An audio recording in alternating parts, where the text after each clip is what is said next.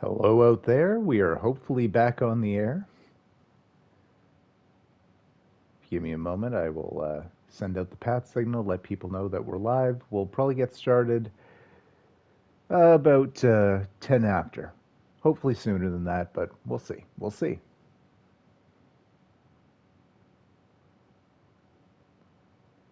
Oh,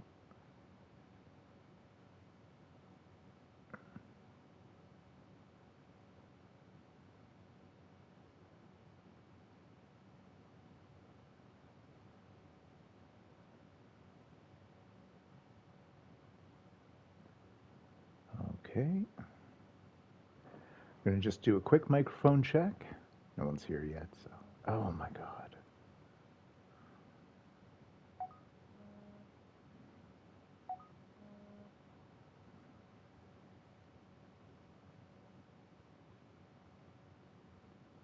Check, check. Hey, Kyle. I'm having a heck of a time here. If you'll just give me a minute. I haven't streamed in forever, so.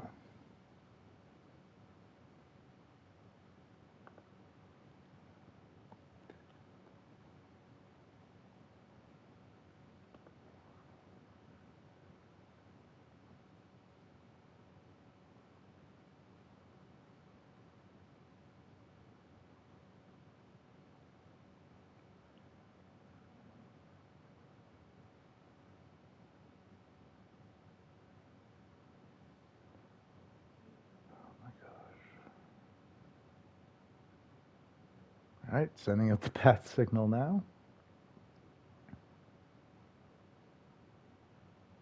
And we will be starting in about 5 minutes. How are you doing today, Kyle? It's good to see you once again.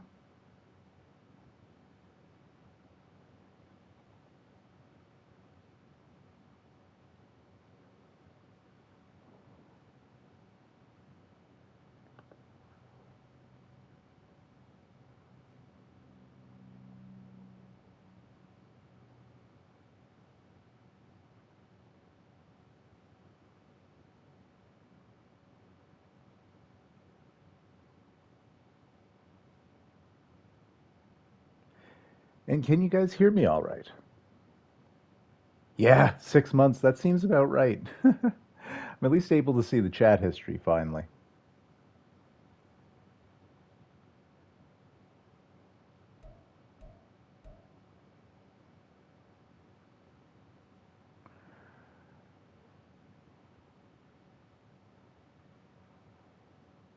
Nice. Thank you, Kyle.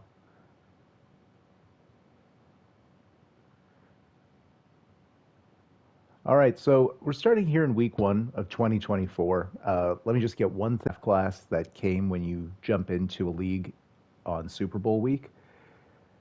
I personally, everyone, I personally am not a big fan. I tend to always pick the wrong one where, say, somebody who's a student at Auburn makes all the Auburn guys X Factors, that sort of foolishness.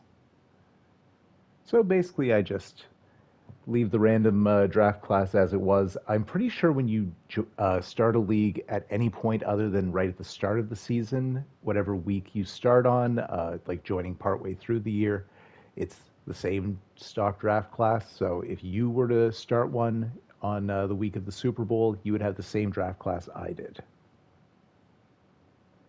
Oh, Kyle's asking if I get the glitch where in the playoffs and makes all my starters tired and brings in backups. That doesn't happen to me. It's because I turn fatigue off. Here, I'll just do a quick dive into the settings. Hey, Hobbs. So, all pro, 12 minutes. Most of these are the same settings that GB Gaming suggests. We have pretty much everything on manual. I want to handle everything basically. Normal trade difficulty, we're not out here trying to cheese the CPU. And part of the reason I like doing the online leagues is because I can jump around, and literally I have spent the better part of the last week making all the other teams better so they aren't starting like 68 overalls at random. And We'll get into it. The Lions went crazy signing like four wide receivers in free agency, so their depth chart was absurd. You can see all the settings I use on the left.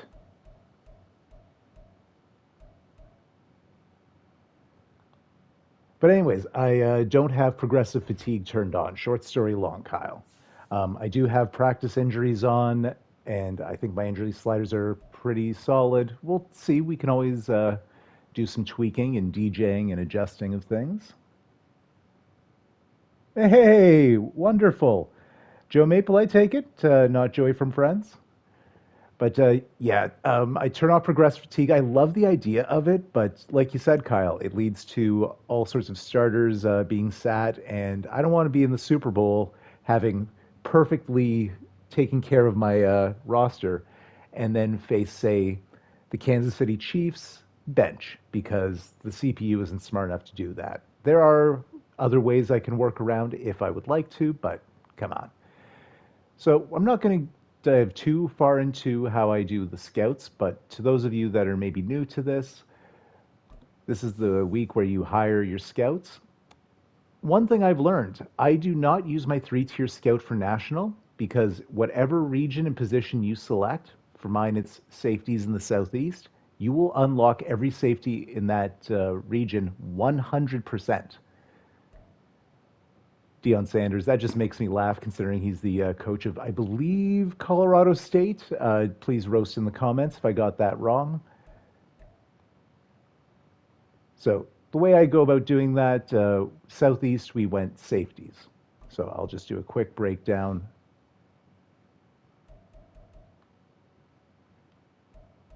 If I'm looking at safeties, because we need safeties, the way I tend to go about it, all right, in this region we have four guys that are projected as draftable. So 4 plus 5. So 9 safeties in the Southeast region. If I went to the Central, oh, there's 3 guys. If I went to the West, 6 guys, and so on. So I basically tried to maximize the amount of useful, relevant guys we will uncover. It led to some fun things like the Northeast has almost all the halfbacks in this draft class. So we are going to learn a lot about these fellas. 8 different halfbacks in one region, plus some guys projected to be round 1. The draft class. One of the new things in Madden that I absolutely love is the draft class strength editor. So before you jump into the season, I would recommend doing this in the preseason. You go down to edit draft class strength. These are the settings we had for this one. I set up a randomizer for each one, weighing normal much more heavily. Weak and strong come up the second most often, and very rarely will you get the very weak, very strong. Yes, indeed, Kyle, the roster is next. So I will definitely want everyone's help scouting, and come the next draft, people that are around and watching, we will rename players after you, as we've done in ones in the past. So here are the new look Arizona Cardinals. So spoiler before we get to it, we did trade Kyler Murray. The reason being we drafted Jake Taylor, Jiggles Jake Taylor, in the 3rd round of the draft. He was a 71 coming out of the draft with very similar ratings to Kyler Murray. His throw power is not amazing, but has decent enough accuracies. But we'd like to get the under pressure up above 80 and solid physicals. So I'm excited to see what he can do. He looks pretty similar to Kyler, so we got out from under his contract, traded him to the Tennessee Titans. We'll have to see what Jiggles Jake Taylor does for us. At halfback, we trade for Brian Robinson, Mr. Bulletproof himself. He's our primary halfback. We also drafted Tiny Stolars the 5th. He was originally a wide receiver, either a 71 or 73 overall playmaker build. He isn't a great receiver. We didn't need any more, so as an experiment, he's also a normal dev. We moved his position to halfback out of the draft. Ooh, Kyle's starting to rebuild, wants to pick a team. I love using, I guess if you're rebuilding, you want to take something from scratch. Yes, you know what? I'm with you, Joey Maple. Do the Jets because you'll have like one more year of Aaron Rodgers, or possibly be looking for a QB out of the draft. Outside of Sauce Gardner and a few of their defensive guys, they got a lot of work to do. Garrett Wilson's obviously good, but with like Mekhi Becton sort of looking like a bust, they're a little behind the eight ball. I kind of like the Jets one. Anyways, so Tiny Stolar is one of our drafted players. He's an 80 overall, looks pretty darn elusive. Jack Coconut, JK37, kind of the biggest bust we drafted. We got him in the fourth round as well. I liked all his physicals, but he's probably not going to play much. He has sort of elusive back physicals as far as speed and that, but he is a power back with some decent strength, trucking, break tackle, etc. And we have Brandon Bolden here just to be a mentor. Mentors will increase the speed at which your young players develop. Why we have Jimmy Garoppolo and Jake Fromm, of course. We drafted a hidden dev fullback, Jimbo Jane, a 72. We got him in the sixth round. I don't know if he'll be anything, but kind of cool that we drafted a fullback and actually got a hidden dev. At wide receiver, so the big acquisition, we traded for Brandon Ayuk. In real life, he does not seem particularly happy in San Francisco.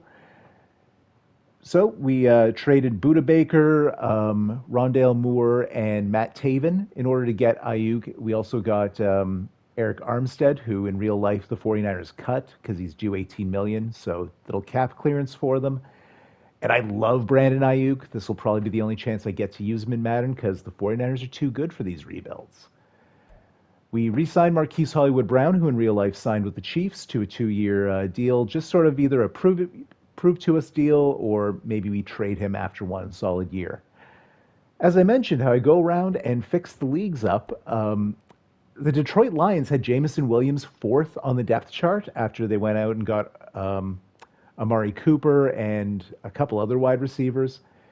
So we traded them a second rounder and got ourselves a insanely fast 6'2" player, 98 speed. Like I might get lucky and find one of these guys in the draft in like 4 seasons. They aren't just building Jameson Williams out there. Yeah, Hollywood Brown I really like. So I think these is our 3 primary wide receivers. A lot of speed, a lot of talent. We got Calvin Austin the third from the Pittsburgh Steelers for just like a late round pick. Like his speed as well. He's also under team control for 2 more years. At tight end, not much different. Trey McBride, the real life tight end of the Cardinals. Nobody wanted Taysom Hill, so we picked him up during the preseason to, well, I was hoping he'd be a mentor. He does not have that tag. So be it. Left tackle, we got Taylor Lewin just on a 1-year, $13 million deal, stopgap. We drafted Charlie Ray Jamson, who is a hidden dev. Halfback are the running backs you typically see. Fullbacks are more often your lead blockers. Sometimes they get used on pass plays. The NFL is sort of out on fullbacks. Most teams will now use either an extra tight end or a third wide receiver. Most of the time, the back you see back there, Joey, is a halfback. But Charlie Ray Jamson, hidden dev guard. William Lafontaine de la Tour d'Autrive. He was we got him 10th overall. We traded back to give the New York, was the highest overall in the entire draft class, so we picked right on him. He's a hidden dev lineman. He was a right guard. I moved him to center. The game does not generate centers that often, and on King of the Hill, Bill Dauterive was actually a center. So I just think that's neat. In free agency, a 1-year contract for Kevin Zettler, who was with the Ravens last year. I don't think he's signed yet in free agency. We have him as a mentor, hopefully for the other interior linemen.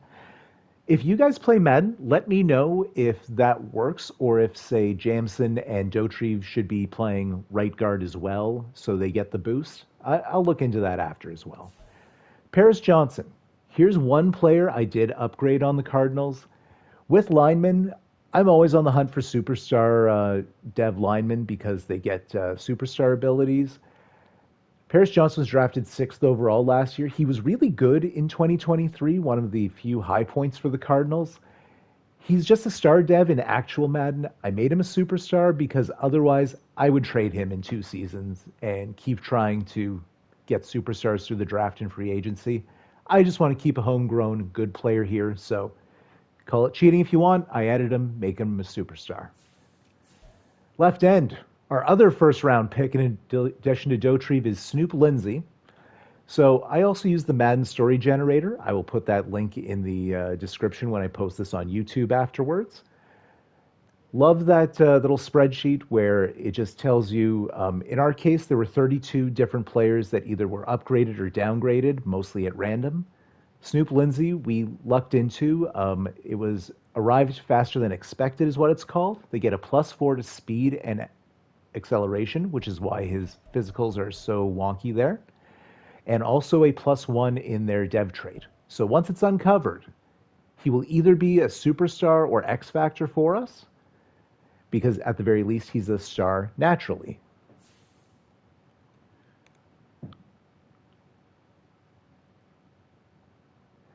Your right guard's brother goes to my school. No way! Oh, he got signed to the Lions. Thank you, Kyle. Okay, well, because of that, then we got to keep our man around. But Snoop Lindsay, definitely one of our defensive linemen of the future. At right end, we won the Chase Young sweepstakes. We overpaid like hell. I think it's 140 million over 7 years or something. Woodstock at right end. I love that. But Chase Young, we signed him for 7 years. We were very lucky that in free agency, his interest bar was nearly full, and we offered more money and more years than anyone else. Little disappointing in real life. He was on the 49ers last year, was drafted second overall by the Commanders, I want to say 3 years ago, 4 years ago. Still a free agent unless something happened today. We got James Houston as well. Eric Armstead, who I mentioned earlier. Lobo Hobbs, shout out Hobbsy, who's watching/listening in. Our other second round picks. So we had 4 picks in the first 2 rounds, and we put it all on the offensive and defensive line. Another hidden dev. I also switched us to a 4-3 defense in the 49ers playbook. I love 4-3 defense, and I like using the linebackers more so for pass coverage and stopping the run.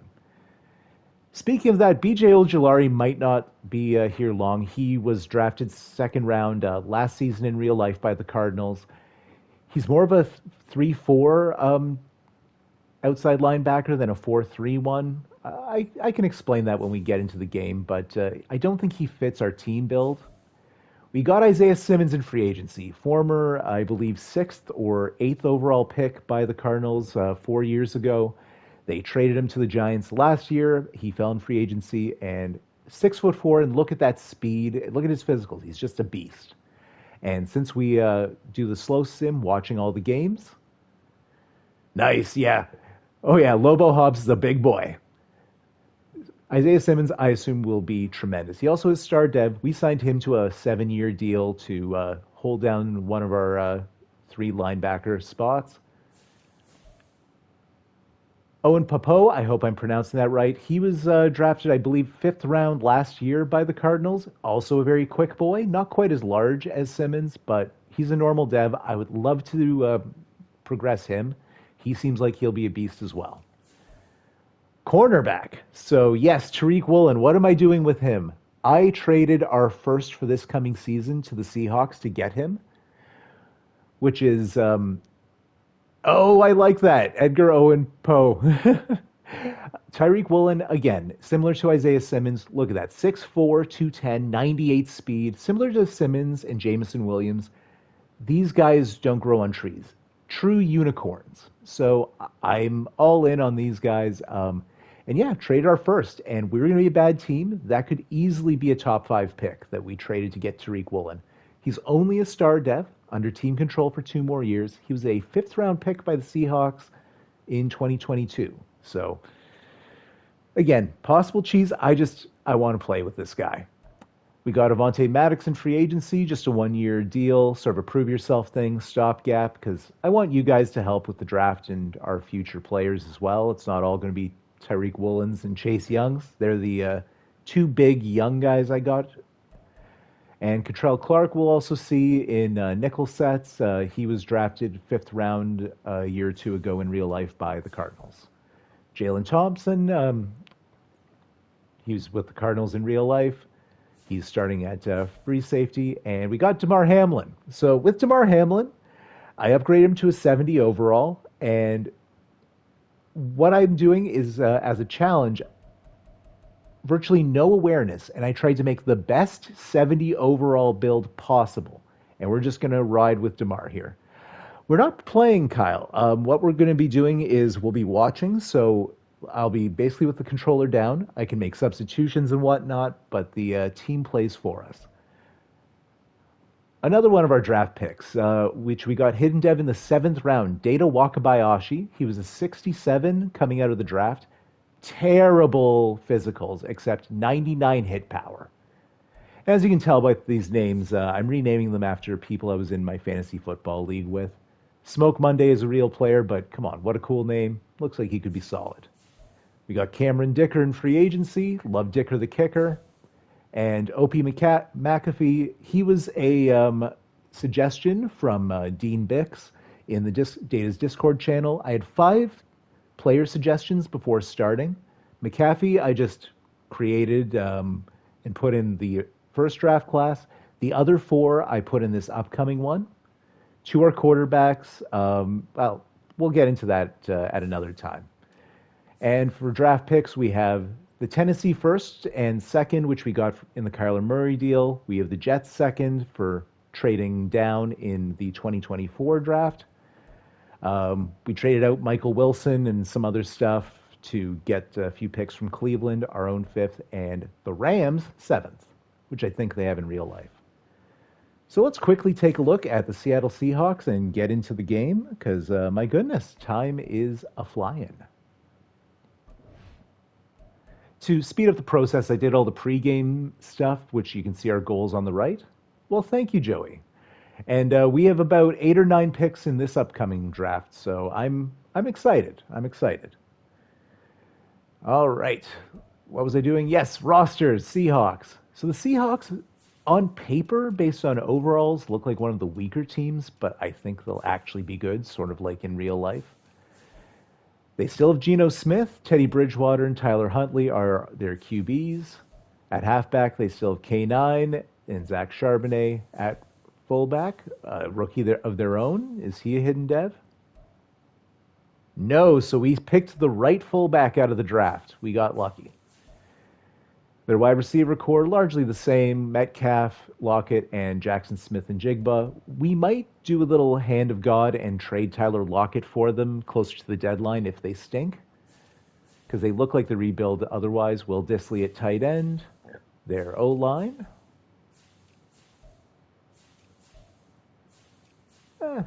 Low 80s, mid 70s, decent O-line. Not a whole lot of studs here. Jaron Reed, notable. Oh, wait. They have a 72 overall rookie D tackle as well. Normal dev, so he might not get... He'll probably wind up mid to high 70 by the time he peaks. I believe they run a 3-4, so they'll have 2 middle linebackers. Yes, Devin Bush and Ivan Pace Jr. Ochetta Nwosu rounds out their linebacker core. Devin Witherspoon is now their main cornerback since we have Tariq Woolen. They got Greedy Williams out there. So yeah, the Seahawks team, a little bit mid, I would say. Oh, wait, the safeties, Julian Love and Jamal Adams. Okay, the safeties kind of saved their defense there. But great wide receivers, great halfbacks. I like their secondary, but yeah, kind of a so-so team. And as you can see, they have our first-round pick, which is projected to be the 2nd pick overall. They will probably be using that on one of the 2 quarterbacks that are projected to go top 10, unless something crazy happens between now and then. So they have 2 firsts for this upcoming draft. All right, enough chit-chat, enough jibber-jabber. Ooh, wait, one other thing. One more bit of chit-chat and jibber-jabber. So I forget who the Cardinals coach was in real life. I wanted to create our own, but every time you hop from team to team, it resets it. So I hired this random fella who was out there in, I guess, free staff agency. So Jonathan Vergara, he's our coach. We gave him the Philadelphia playbook because the offensive coordinator we grabbed had Philly playbook, and the San Francisco D Vertical zone run, which I have used the last 3 Maddens. I just love the our team record goal, the one we set in the season goals, Joey, is 4 wins. Personally, I would like to be 6-11 or better. I think we can be a 6-win team. Look at our scheme fit, though, 95% for a base 4-3. And the left outside linebacker is the one omission. That's BJ Ojolari, who I mentioned, probably not sticking around.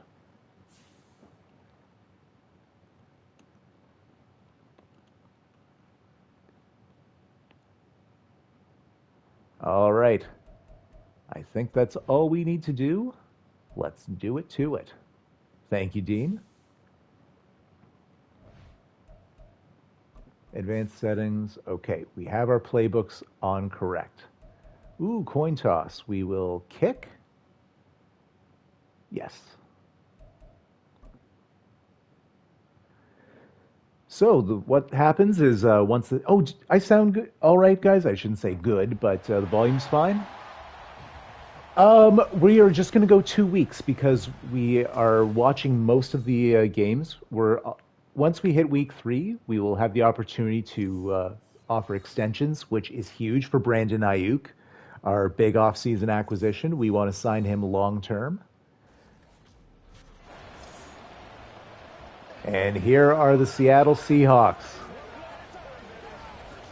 Nice that we're at home here in Arizona. So one of the reasons I want to do the Cardinals, it's been about 75 years since they've won a championship. They are tied with the Cleveland Guardians for the longest drought in all the major 4 leagues of teams that have won a championship. The Super Bowl didn't exist when they last won. Nice, nice. Thank you, Joey. Look at that flow on Jake Taylor. Jiggles, Jake. So those of you in the Data Discord server, most of the created players are named after guys in there from our fantasy league. Data Wakabayashi, obviously. Oh. Super Sim. So, you see at the bottom where it says square speed fast? We hit that. Speed slow. Jump forward. Next quarter. So, with Slim, he's a Dolphins fan, and the Dolphins have a fresh wide receiver who's super fast named Slim Coffee, because he always besmirches Paul Coffey on the Discord server. So just a little light trolling while also giving him a good name player on his own team. Good show you're a Jets fan. If you want, we can name someone after you in the draft, name one of their hidden dev rookies after you. Same with all you guys. Let me know your teams, and I will try and make that happen. All right, Geno Smith drops back. Oh, and Kalen Barnes, who is just a low 60s god. He's 96 speed at cornerback. I have gotten him. He was part of the Texans franchise we did last year in Madden 23. And we're seeing the 3rd and 4th corners getting in on the action to start. A 2-yard pass to Tyler Lockett by Geno Smith as we kick off the season. Come on, Cardinals. Smith drops back. Oh, completes the pass. I believe that's to Will Dissly, the tight end. 24 yards on the game. We got to be stronger on 3rd down, fellas. We could have had a 3-and-out to start the year. And that was Chase Young covering for whatever reason. So definitely a mismatch there.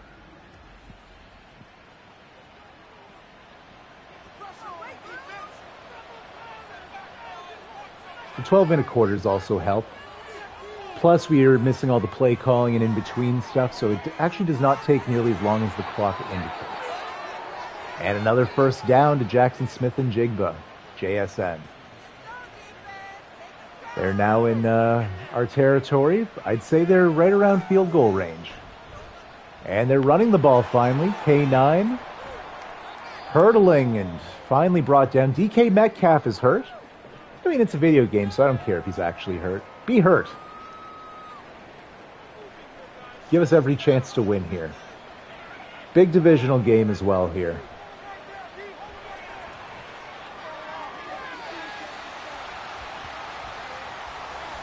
Okay. More of a tight end. Yeah, sounds good, Joey. There's no rush on any of that, guys. Like, we'll have more time to go through stuff. We're under a slight time crunch since the PS5 and YouTube were being a pain in the neck for me. And I definitely want to make sure we get out of here in time for Data's stream at 7. 4th and inches. All right, I got to focus on the game here. They're going for it. Our first big play of the season. Stand tall, fellas. Oh, and he gets the first down.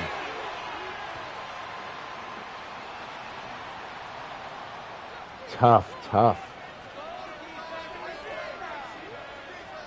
So you see the bar at the very top of the screen if you're new to Madden or have only played on current gen. That's the momentum meter. When it's on our side, we get certain traits, so to speak. I don't really know what they are because I've barely played 24. And similarly, the other team will get benefits when they get the momentum. So it helps to do well early, and you'll see it will ebb and flow very much. Gino, what are you doing? Oh, Gino, he's being chased, and he throws the ball away. He was nearly sacked. Good job getting some pressure, guys. That's why we put so much time and money into the line in the offseason. The biggest upgrade from the real-life Cardinals to the version I've started to put together, which this is just like the beta. You guys are going to help me build this team. But I believe the trenches in football are where things are won and lost. And they were just terrible, the Cardinals were in real life with their line. So needed a lot of work. And Gino throws it away. 4th and goal. I think they have to kick the field goal. They can't go for it 10 yards out, can they? They will kick. All right. We bend, we do not break. Kick is up. Kick is good. 3-0 Seahawks, but that could have been a heck of a lot worse.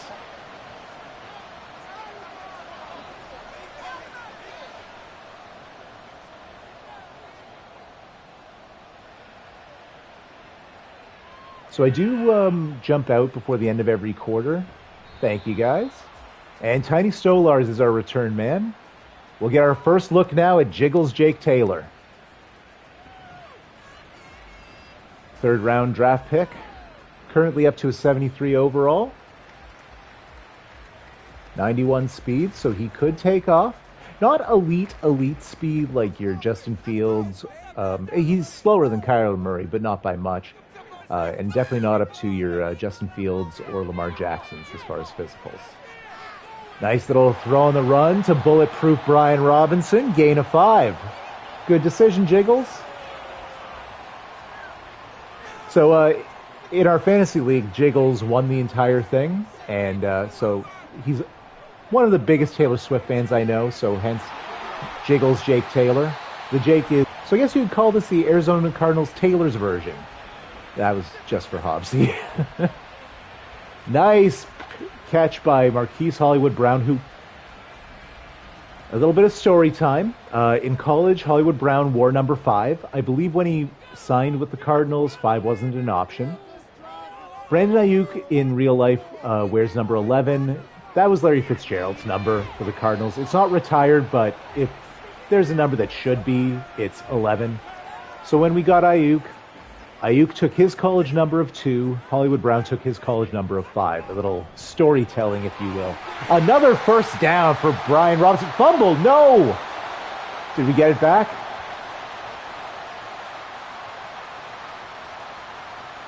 What happened there? How do I feel about jersey numbers at 0? I like it. I think it's a neat look. It's part of the reason I went with the number 0 for Jake Taylor. It's I've never seen it on a quarterback yet. I think it looks kind of cool, though. Booth review. All right, let's see. This is a key thing early in the game.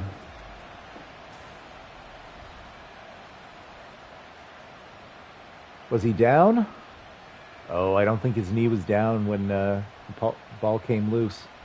I mean, I hope it's true, but... And we keep the ball. All right. Oh. And we give it right back to Robinson. with a nice 8-yard gain.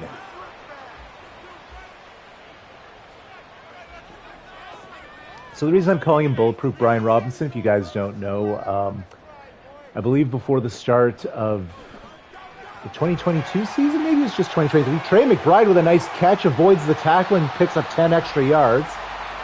So Brian Robinson plays for the Commanders in real life. He was shot in the offseason, and he was there starting. You know what? I don't want to tell. He came back very quickly and did well. Oh, Taylor with a keeper for himself. Picks up 3 yards. He was trying to be a little tricky boy and go to the end zone. All right, we're 8 yards out. I got to focus. We could have our first touchdown of the season here. And first career scores for Jake Taylor. Oh, Robinson bouncing around. Gets all the way up to the 1 yard line. Nice gain of 7 on the run. So 3rd and 1. I think they'll probably pass it here, but we're close enough. They might just punch it in with B-Rob. And they do. Brian Robinson, his first touchdown with the Arizona Cardinals. His first touchdown of the season. The first touchdown in the old man sports era of the Cardinals. We go up 6-3, and Cameron Dicker will be out to hopefully kick the extra point. I'm glad that just as I was talking about the man recovering from a gunshot wound play, he goes on to be our most significant contributor. At least on that drive. Kick is up, kick is good. 7-3 Cardinals.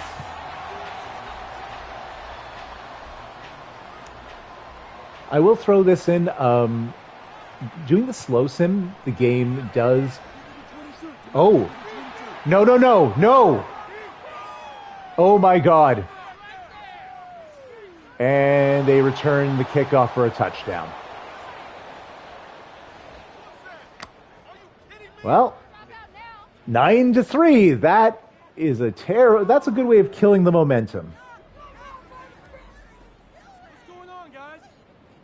I have not seen a kick return for a touchdown in a Madden game in a while.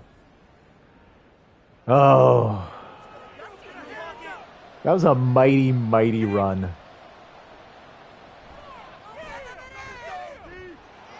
All right, 10-7. And one of our goals for the game was to keep them under 24 points. We are Swiss cheese on defense right now. We have a lot of young, raw athletes. They need skill. Tiny's going to try and take it out. Can he do a bit of his... No. No, Tiny gets to the 26. At least makes taking it out worth it. So Robinson had 4 rushes for 22 and a touchdown. We might be relying on him again. Jake Taylor has never taken the ball with the game even tied. He's always been behind to start his career. And he's throwing. Finds Brandon Ayuk. It'll be weird to look for the number 2 and think Brandon Ayuk. We'll get used to it eventually, though. His first catch as a Cardinal. 2nd and 4 now. Nice 50-50 mix of offensive play calls so far. And a catch there for Jamison Williams. Get up. Okay, he does. His first catch as a Cardinal as well. So most of the primary pass catchers have received one from Jake so far. Jiggles. I just call him Jiggles Taylor. The reason that's not... Oh! And, okay, we see the youth. His first miss of his career. He was looking to go deep and overthrew it. I mean, he's just a 73. We can't expect him to keep rolling like he has been. Oh, Jake, what are you doing? Oh, you're nicely done. Okay. Scrambles for 5. Little long hair flowing. 3rd and 5 now. Oh, and he gets sacked. That is one of the downsides with a scrambling quarterback is they will run themselves into trouble. So, unfortunately, we have to punt. And,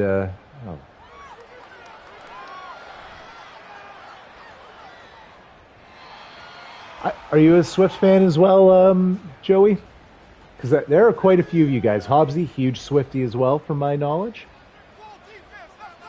Okay, so if we were actually playing, our play art would be all scattered You saw the notification on the bottom right, and at the top, the momentum meter is very strong for the Seahawks now. We have an uphill battle to climb here in our first game. Also, extra incentive because Seattle has our first pick. So if they beat us, they are doing themselves a bunch of favors. And K9 looks like he's hurt. He pops up in real life, but we got the injury notification. All right. It's just on the bench, so he'll probably be sticking around.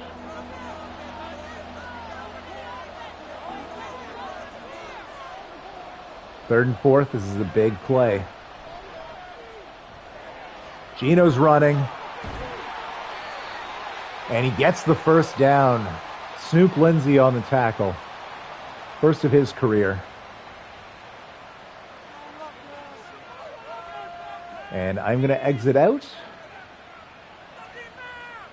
because we're nearing the end of the first quarter. Then I'll do change of possession to see us through. Okay. So another Swiftie from Joey.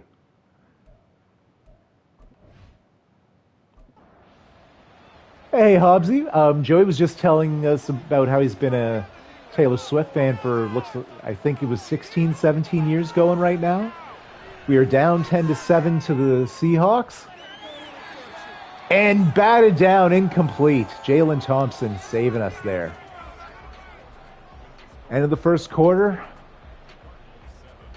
We have more yards than they do, but the Seahawks returned the kickoff after we scored a touchdown for their own touchdown. Hence, we're down 10-7. 3rd and 3 now. Seahawks in their own 38. Geno Smith drops back. Oh, nice. Well, hey, 3D Waffle. Pleased to meet you. And we stopped them just shy of the first down marker. They will punt. All right. Nice job, Cardinals defense. And they'll just let that punt go, and it'll be a touchback. Jiggles Taylor will be going back out there. All right, so I do have to use her the last couple plays of the second quarter. Otherwise, it won't do the proper kickoff. It'll just continue as though it was the end of the first or third quarter. Just to let you guys know why I'm going to randomly use her for a handful of plays. I don't love doing it because I don't want to affect things one way or the other. I tend to throw a lot of picks. I tend to get a lot of picks. Big lovin' for Hobbsy and for Joe. Nice. Oh, B-Rob just taken down. And Jameson Williams is hurt. That's no good, so I guess we'll be seeing some Calvin Austin.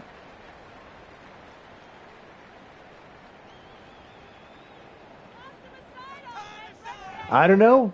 I don't know if he could afford the private jet, Joey.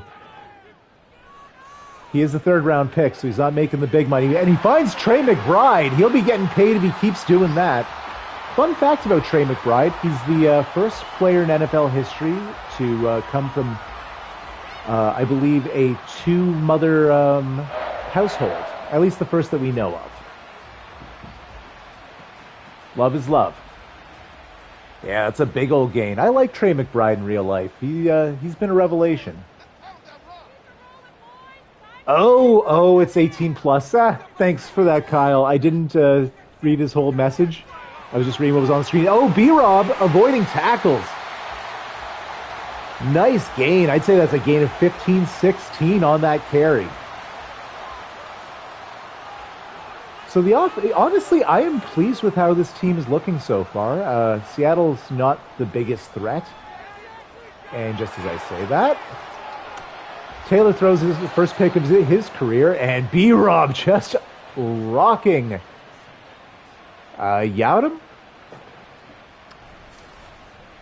Isaac Yadam. Yeah, he just jumped the lane on Ayuk there. Taking over the number 27 with Tyreek Woolen being Cardinal now. Well, first turnover of the game. This might be a long road for us, fellas. Nice. Kyle with the Jets rebuild. Trading for Jerry Jeudy. And I hope they take that holding call. Yes. You see the momentum popped right back after the interception. Big momentum boost. Oh! And Owen Papo with the tackle. I forgot to mention, before we started the game, Charlie Ray Jepsen is hurt, so we have our backup left guard, Gaines, I believe his name is. We also are missing Isaiah Simmons for the first 3 weeks of the year, our big free agent middle linebacker. So our linebackers are all under 70 overall at the moment. I mean, Owen's a 69, but they're all under. And we get them to stop. Nice smooth call there. It's a punt. Get to go back on offense. Hopefully Jake settles down. So, you guys talking about Taylor Swift? Yes, I'm a huge Carly Rae Jepsen fan. I think she just makes some of the best pop music I've ever heard. And the Jepsen thing, that stems from the player I created for... by winning the Data 782 Fantasy Hockey Pool last year for the Summer Series, which was the Penguins, I got to make the franchise potential player, and I named them Charlie Ray Jepsen. So continuing the legacy. Bizarre amount of storytelling in this. Oh, finding a wide open... Missed who it was. Hollywood Brown. Hollywood Brown has been looking good this game so far. A few of our bigger receptions. And before anyone asks, no, Jiggles Taylor was not naturally a lefty. I just love lefties. My favorite player growing up was Steve Young, so lefty he will be. And that's a TFL for B-Rob. 2nd and 11, probably passing here. Second now. Good job, Robinson, getting to the second level. And Tiny Solars, his first career carry. Oh, 4th and inches, though. And they're punting. Brutal. I don't love this. Pin him at least. Can't even do that. Terrible. I mean, it's too far to kick the field goal, but if you don't convert the 4th down, I don't love it, but damn, that's tough. Zach Charbonnet with the carry. Stopped right at the line of scrimmage by Owen again.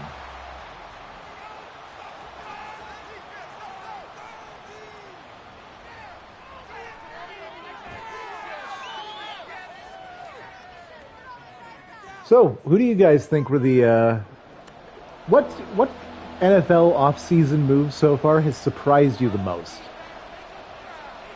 Because for me, I'm going to definitely say, since we're on the Cardinals, I can't believe that they have kept no wide receivers at all. I assume they're going to go for Marvin Harrison in the draft, 4th overall, since they did keep Kyler Murray. Maybe they trade back. It is such a deep and excellent wide receiver draft, but I can't believe they kept no one. Yeah, Josh Jacobs. That one is a big surprise, too. Especially since I guess that he is 2-3 years younger than Aaron Jones, but Jones was good for them. I'm a little shocked they didn't keep him around. Yeah, I like that for the Packers a lot. In this universe, the Bills have Josh Jacobs. Oh, almost throwing another pick. Calm down, Jiggles. You need to calm down. There you go. Hey, there's an excuse for endless Taylor Swift puns. Look what you made me do. Oh, Jiggles. Literally tripping over his own player. Loss of 4. That's not good.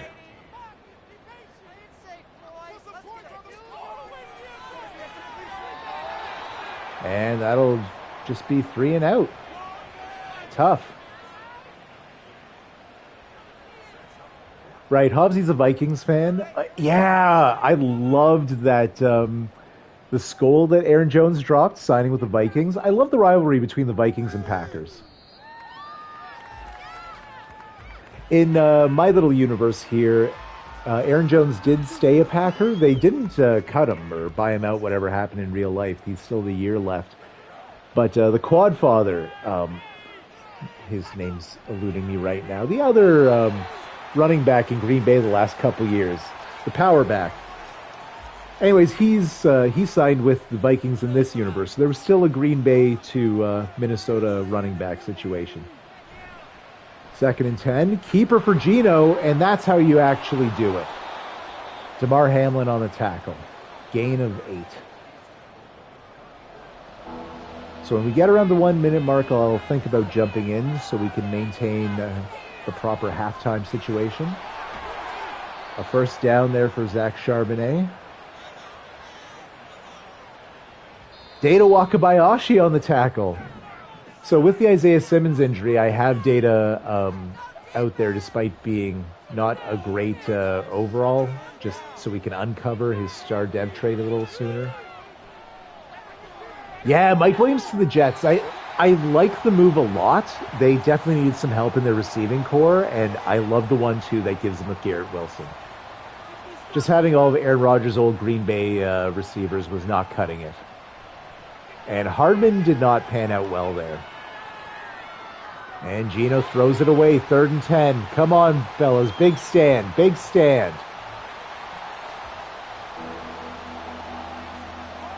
Get the ball back before halftime. And try and cook. Geno hit by Snoop while throwing. He's 8 of 19. I feel like these sliders have been good. The passing game has been about the numbers you'd expect. Nothing too crazy, only the 1 pick so far. All right, so we'll get the ball back with about 100 seconds remaining. Nice touchback. 98 seconds left. Jiggles Taylor out there. We have the speed. If he wants to go deep, maybe he can. Only the 89 arm power, though, so we'll see. Finds Brandon Ayuk, who misses a tackle. No huddle offense. 80 seconds left. I'll have to jump in at some point. I don't want to, especially now, to taint things. Big run by Jiggles. Finds his way up to the logo. Under a minute remains.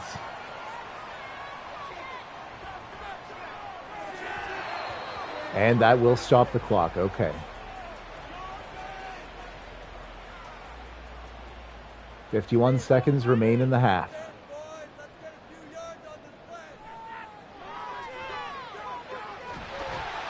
Finds Hollywood Brown. Timeout. Okay, good. Maybe I'll let one more play happen and then I'll jump in. Maybe 2.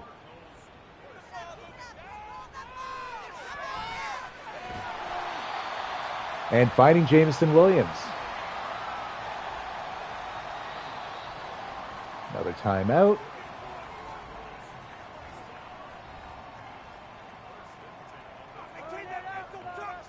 So we're in field goal range. I don't want to kick a field goal. Shoot. Like, I personally don't want to do it. I have not even done it in this game yet. All right, 30 seconds left. I need to jump in here.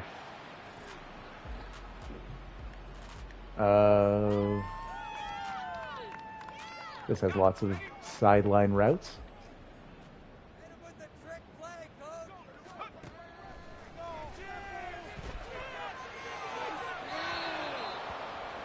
Okay, I have time for one more throw, and then we'll have to kick a field goal. Oh, there's our draft class, guys. Take a screenshot if you want.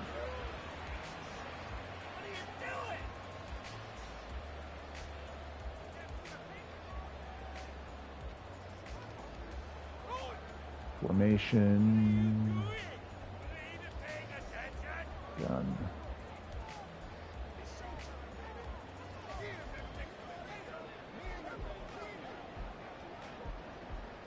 Yeah, let's try this.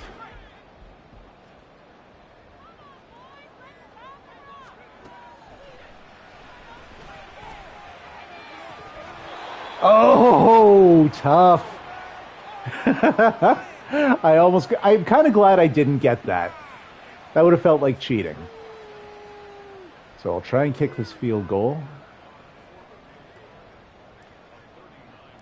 Oh no, I missed that. No, I didn't. Okay. Good. Good.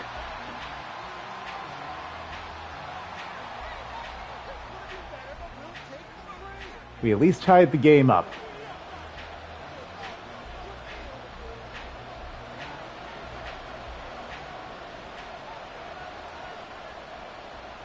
I gotta work on my kicking. I don't really. It will rarely ever come up. Ooh, Tiny's out there on the turn team. There we go. Wrapped up. And that'll end the first half. Good. All computer gameplay from now on. As I just tanked numbers. 10-10. Pretty even game. We have considerably more yards, obviously. Strategy. Okay.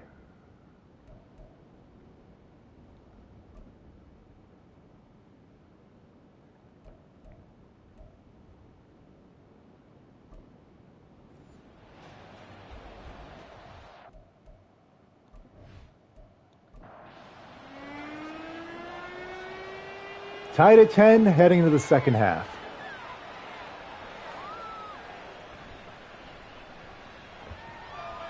Oh, and Tiny wrapped up at the 20-yard line. So we get the ball back after tying the game. I can't believe all the quarterback moves that have happened. So part of my trying to shuffle and rebalance the league, I tried to match as much of the moves that have happened in real life as I could. A lot of the moves happened on their own. Gardner Minshew signed naturally in this game with the Raiders. And random other stuff happened, like Kirk Cousins, instead of going to the Falcons, went to the Steelers. So I actually ended up trading Kenny Pickett from the Steelers to the Vikings. He's the starter for the Vikings in this universe. Oh, I don't even know who 84 is. I think our third string tight end. Nice, get yourself some Higgins. First down. The reason I did that is Jordan Addison, the second most notorious receiver in Minnesota, and Kenny Pickett played in college together. So they were a combo. The overalls made sense. Joshua Dobbs is backing him up. And Russell Wilson is the quarterback in Cleveland now. And I don't like Deshaun Watson, so I made him like a 60 overall and had them cut him. Because forget that guy. Not trying to be too spicy, but I'd just rather not deal with Deshaun Watson. So a few teams are going to have big salary cap bills. Incomplete, just overthrew Ayuk. And another terrible, like, inside of their end punt. Hate punting from that no man's land, unless you can pin them. And O.P. McAfee does. Pins them at the 3-yard line. Derrick Henry, the Ravens, I love that fit for them. And I had the Ravens get Derrick Henry in this universe as well. So they'll be one of the nasty teams in both real life and in this make-believe. 9-yard pickup for Walker. Big gain, his biggest of the day, and helps get them out of the safety danger zone.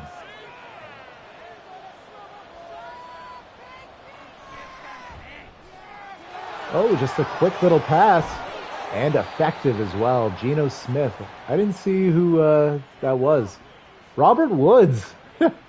All right. You see the little carousel that happens in free agency with a lot of position players. Random extra receivers everywhere. Oh, Data nearly picked that off. Data Wakabayashi. That would have likely been a pick six, even with his subpar speed. 2nd and 10. Geno throws it and overshoots his target. 3rd and 10. Big stop, guys. Big stop. Make him punt.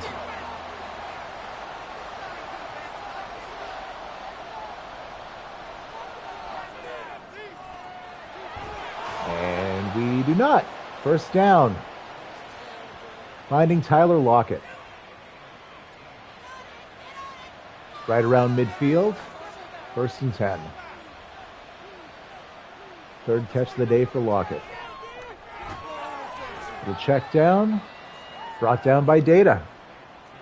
I don't think so yet, since this is the first episode. I's 7th rounder, who had insane hit power and a hidden dev, so named after Jace Wakabayashi, who, I don't know if it was the Penguins or the Sharks series. He was a late round low elite from one of Data's franchise modes that just became a legend of that series. I think he might even be a 72 Hall of Famer. Tipped down by Maddox. Good job. 4th and 5. They'll have to do a terrible punt from midfield. Bend, don't break. Keep it up, defense. The defense has not allowed a touchdown of their own yet. It was the special teams unit. And the touchbacks, we start at the 20. Love how this is going. Yeah, Wakabayashi was a legend of a Data franchise mode. Hopefully we need to get his physicals upgraded. Like, he's borderline unusable at 85 speed as a safety. Like, safeties need high 80s, low 90s. Yes! The legend continues. Read option, gain of only like 3 there. So we'll be passing here on 3rd and 7. Please don't 3 and out here, Jiggles.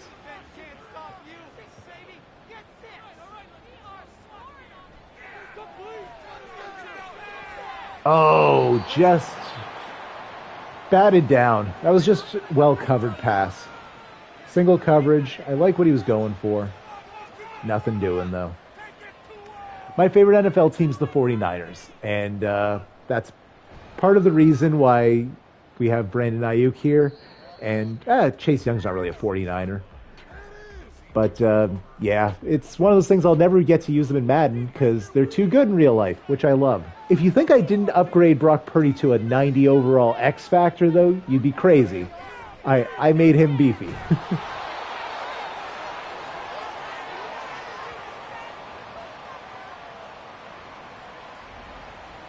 Love the storytelling, Joe. I hate the fact that they just completed that pass. And they'll no longer have the wiggly play art, which we briefly had as an advantage.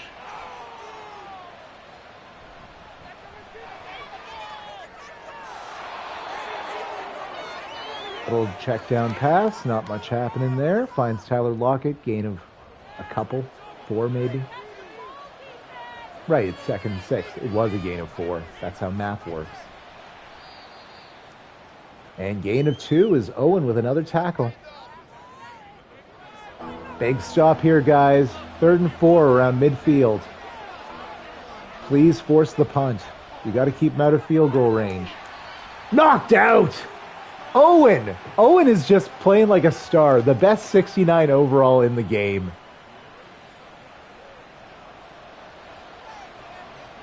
I feel like every time I've called someone's name on a play, he's been the guy half the time.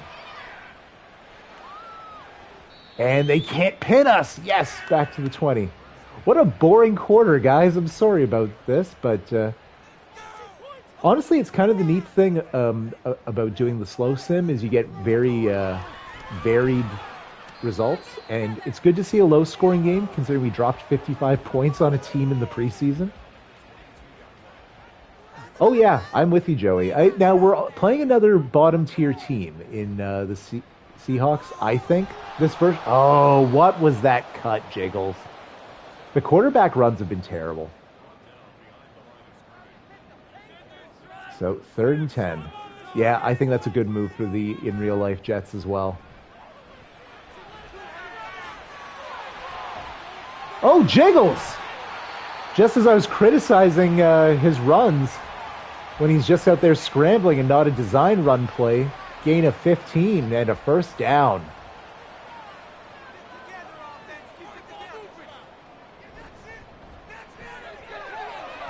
And Robinson, gain of 8. Nicely done. He has got himself up to 84 yards on the ground today.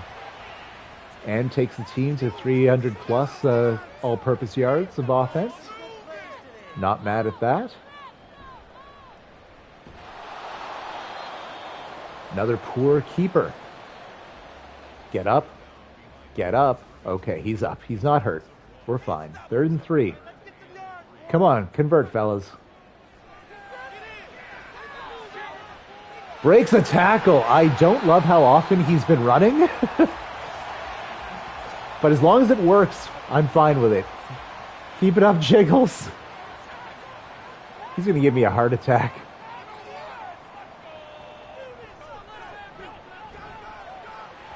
Oh, big stiff arm. Brian Robinson picking up at least 4 extra yards on that run by breaking the first tackle. And we will back out after this play. Yeah, I dig the little juke that he threw out there. That read option is just abysmal, or they're not playing it well. So we'll switch it to change of possession now. That way, there's little ways you need to babysit the slow sim, or else it does annoying things. And going to our drafted fullback, Jimbo Jane, a combination of Jimbo and Addy from the Discord, also members of the Fantasy Football League. So he has not been a particularly prevalent passer so far in the game, but I do quite enjoy the fact that Jiggles is spreading it around. Had at least 4 or 5 different guys receiving catches.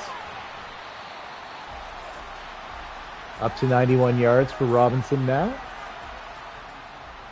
2nd and 7 on the 32. We are in field goal range for Dicker, so please don't turn the ball over, guys.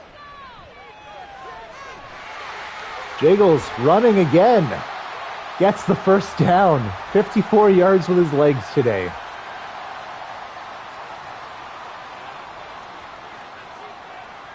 The Cowboys, I should pay attention to the scores in the bottom. Cowboys, unsurprisingly, up on the Panthers. Oh, loss of 4. The read option failing constantly for us here.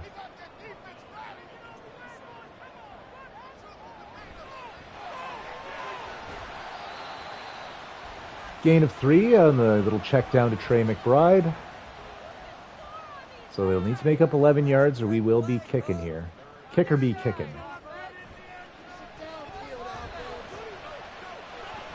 And Jiggles takes off. Of course. What else does he do? Gain of 5. He has 11 carries today. It'll be interesting to see, we'll give a few games sample size, but I hope he's not planning to run this much. Kick is up, and Cardinals take the lead. Dicker, the kicker, with his 2nd field goal of the day. And what's important is we have our first lead of the game here in the 4th quarter. We've either been tied or behind this entire time.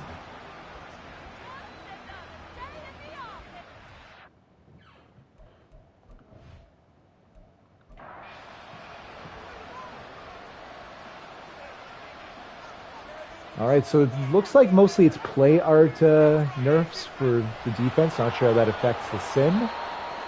Gain of 6 for Ken Walker. Surprised they're running it because that does kill clock. Mind you, it's obviously a very slim lead here.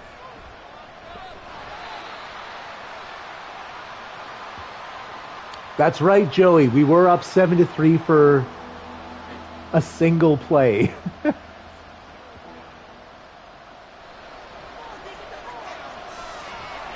Almost got our first sack of the day, but Gino's been good at getting the ball off. A 3 and out. Everybody's celebrating. We'll get the ball back, hopefully kill some clock. I'd love to see us go up by 2 scores. Apologies for burping in everyone's ear there.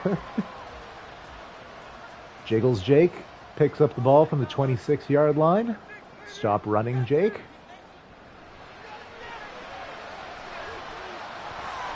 Or you know what? Get yourself 15 yards. Man has 72 yards on the ground.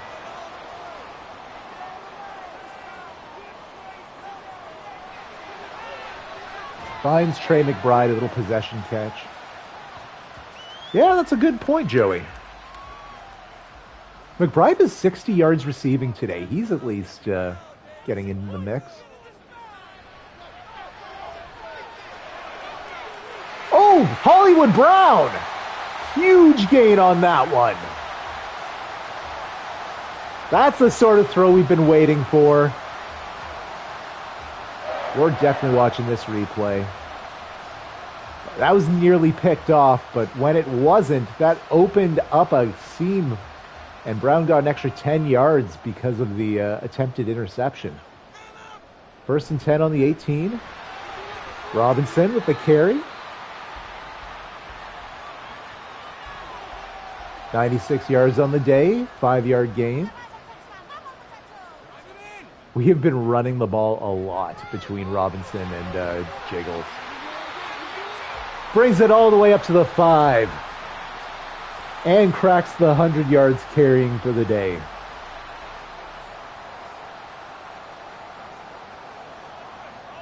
First and goal on the 5. Take us home, Brian Robinson. 2nd touchdown on the day. Oh, he's dancing. He's stunting.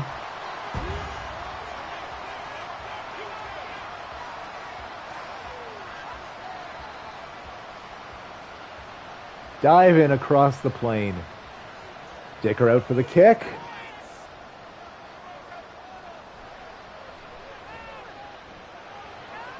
And it's 20-10. We are up by 2 scores.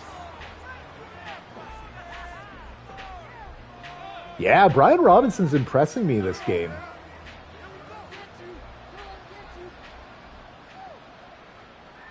And we killed a healthy bit of clock. 5:18 left. It's winning time. Gino will have to try and clutch up. Our defense definitely has to clutch up here.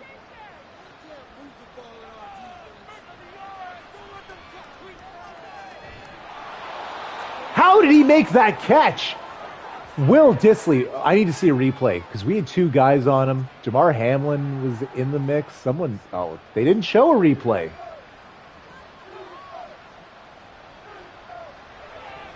Good point there, Joey. Come on, guys. That catch was wild.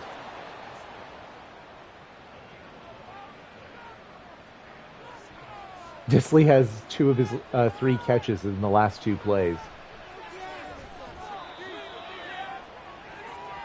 And Gino at 50% on the game after making 3 straight catches in a row, finding Tyler Lockett there. 2nd and 5, a 5-yard gain. Basically at midfield now, 3:40 remain.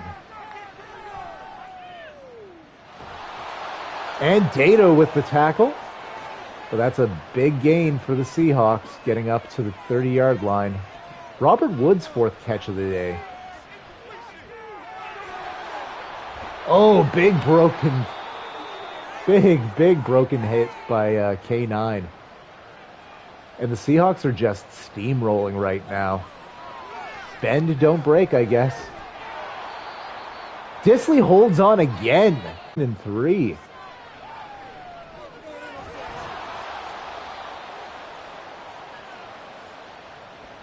Now 1st and goal on the 2. They got here quick. All right, Gino had to throw it away. Gino completed I want to say 5 or 6 passes in a row. Geez, I wonder if they're running here, guys. 2nd goal on the 2. Look at that I-form stack. That is a goal line formation. And he's tackled at the 2. Troy Anderson, former 2nd-round pick of the Atlanta Falcons with the tackle. Like a 65 overall. Throws it out of the end zone. 4th and goal. What a stand. If they're out of the pocket, I don't really know how the delay of game or the intentional grounding penalty works. And they make the field goal.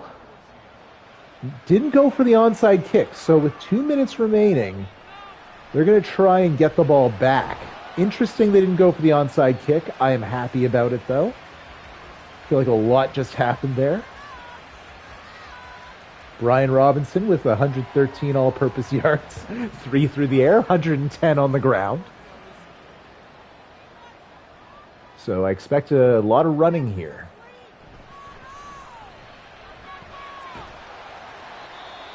Gain of 4. Timeout Seahawks. And look at that. The 49ers beat the Chiefs in a Super Bowl rematch in Week 1. 3 TDs for Deebo Samuel. Robinson carrying players on his back, carrying the team on his back. Gets the first down, makes them burn a timeout. And a keeper for Jake to lose 4 yards. Read option, not great.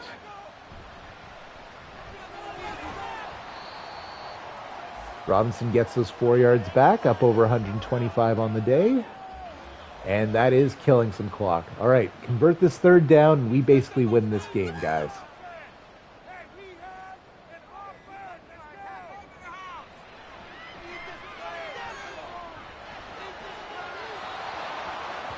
Jiggles.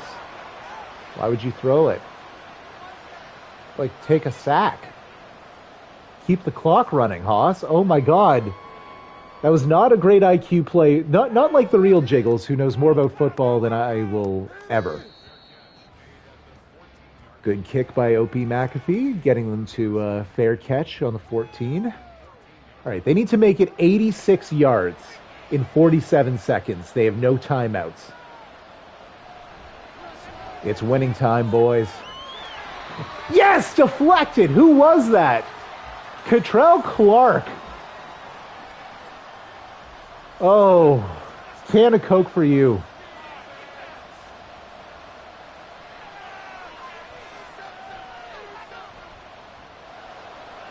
Gino has to throw it away. He had no options. 3rd and 10. 37 seconds left.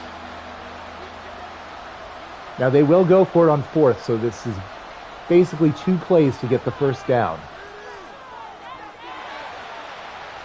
Out of bounds. He was out of bounds. 4th and 10.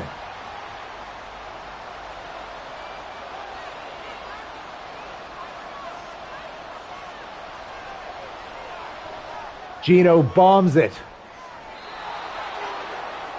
Completes it, and thank God he ran out of bounds, because that would have likely been to the house. Eskridge. Who? 35 yards on the reception.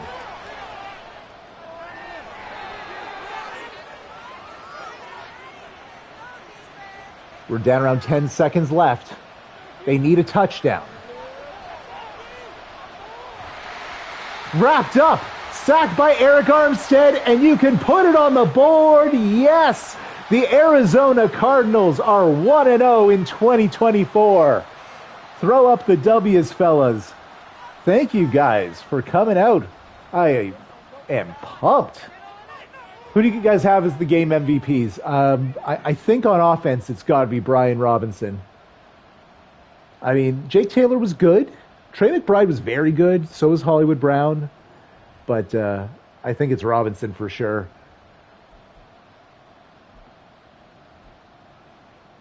So Jake Taylor in his NFL debut with a 75 passer rating, 17 of 27 for 235 yards, 62% completion rating. Through 1 pick, no TDs.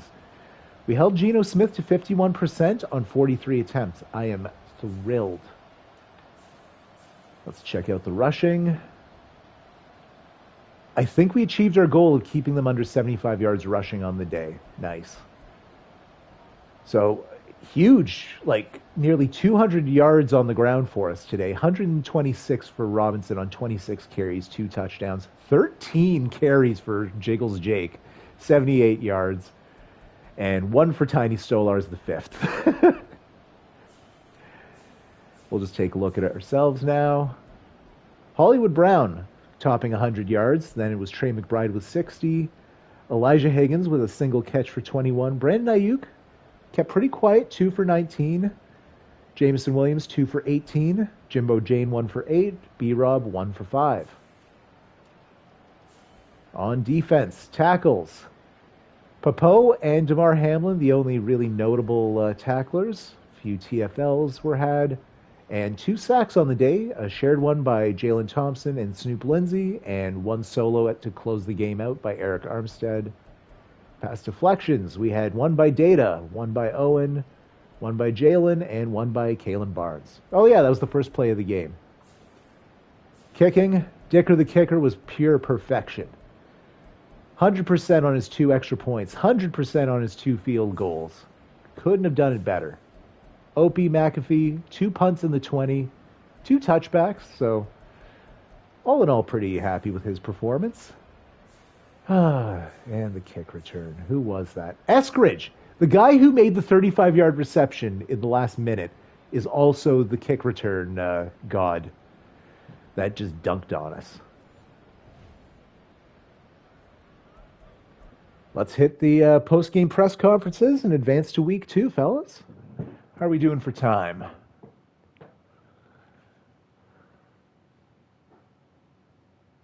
Oh my gosh. Well, I did not realize it was already like 6:30.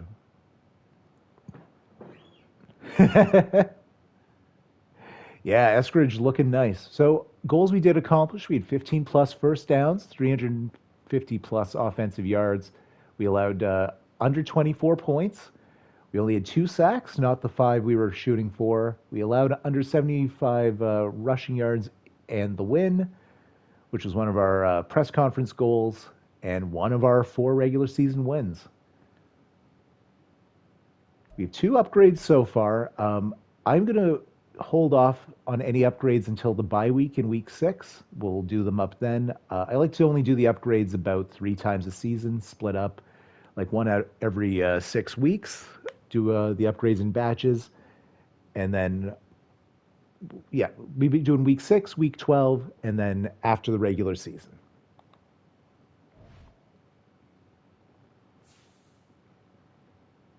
So I think we will only play the one game for now, since data starts at 7. Yeah, it's too bad we have to pivot, but it is what it is. We had a longer intro than expected today. Let's hit the press conferences, fellas. I really felt like I was poised for big things, but didn't get it done when it mattered. I've improved a lot since camp, but I'm not there yet. Growth and development isn't always exponential. There's going to be bumps in the road along the way, but you're still on the right track. Keep working.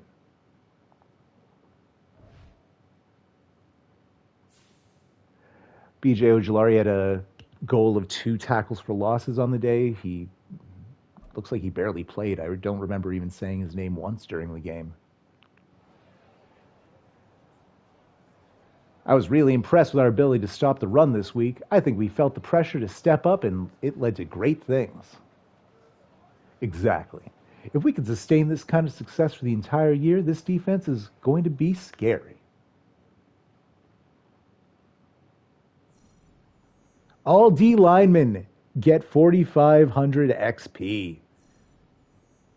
An extra 10 staff points. Very good, very good. We'll do some housekeeping and stuff as well. I'll show you guys around the mode. We'll wrap up promptly, I'll say 10 minutes too. Jake Taylor didn't light up the stat sheet, but you have to be happy with starting off the year with a win.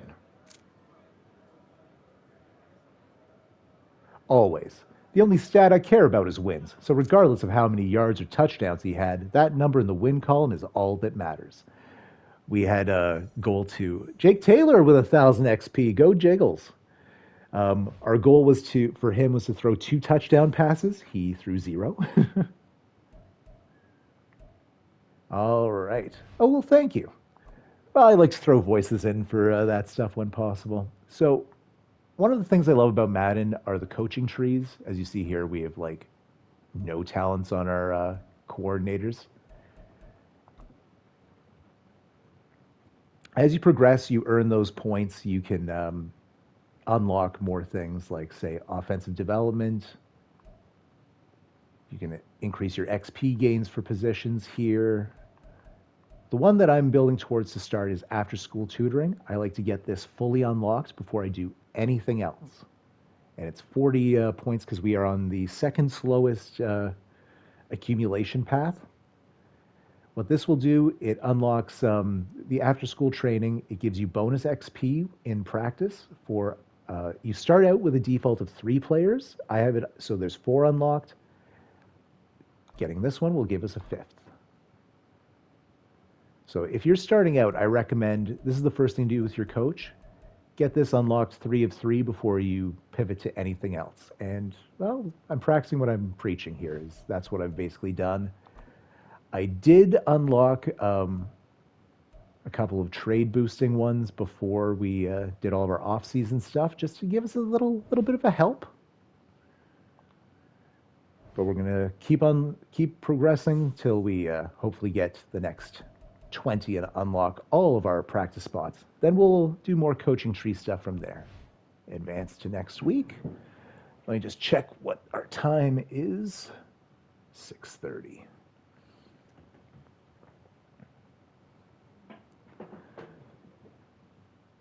You know what? We'll look at the draft class. And we'll go over the weekly strategy and stuff. I'll just basically show you guys how we go about doing everything. So you pick your weekly strategy. It's the Rams. So I am worried about all of that medium passing.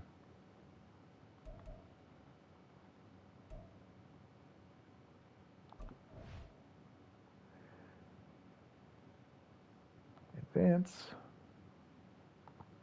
Why am I worried? Puka Nacua and Cooper Kupp. And yeah, Aaron Donald is scary.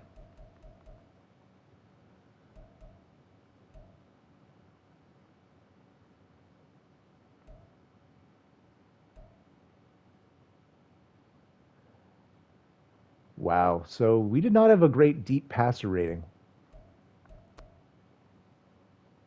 What should we boost?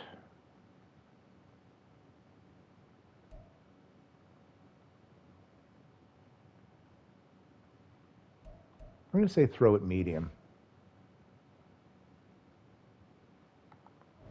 And here we go. You see it? We have the 5th spot unlocked now. We will keep building up all the rookies, but... Oh, nope. So one thing I don't do, I don't play the mini games. Part of the reason being offensive linemen don't actually get one. And the computer teams don't get the chance of unlocking bonus XP by doing that. So it just feels unbalanced. Who are we going to... Brian Robinson has earned himself one. And yeah, we'll leave it on our main rookies for now.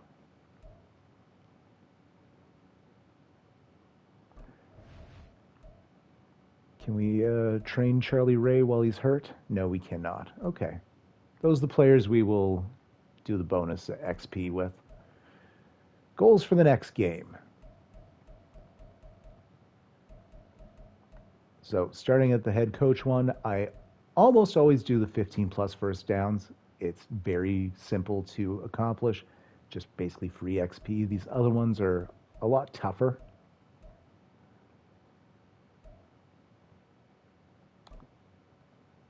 We basically crushed our goal last week, so we'll keep up with the 350 plus.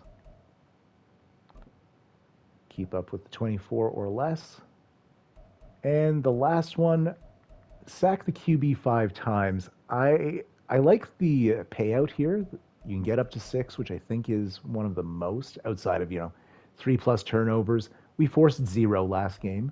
5+ rushing TDs. We had a great game. Oh! Data says we're in. We're playing a second. Thank you, Hobbsy. Sack the QB 5 times. All right, we got to go fast now. Start training.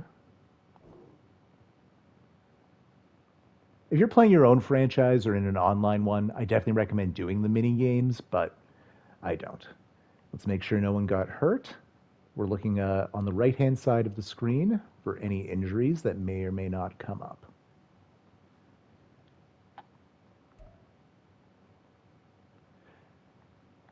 So one thing that's cool, Aaron Donald didn't retire in the game, so we're playing against Aaron Donald.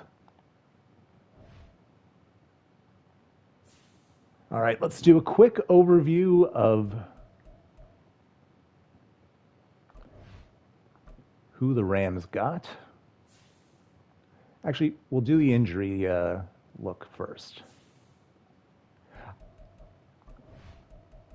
Injury report. So Isaiah Simmons still out for 2 weeks, Charlie Ray Jepsen still out for 2 weeks, and Javelin Guidry still out for another week. He doesn't really play, though. Okay. Cameron Bynum might be their only player of note missing this week. So mostly healthy Rams. Dangerous for us. They are 1-0. Oh, thank you, Data. Wonderful. Before you depart, if you have any other prep or real-life things, take a look at this handsome face who we drafted in the off-season.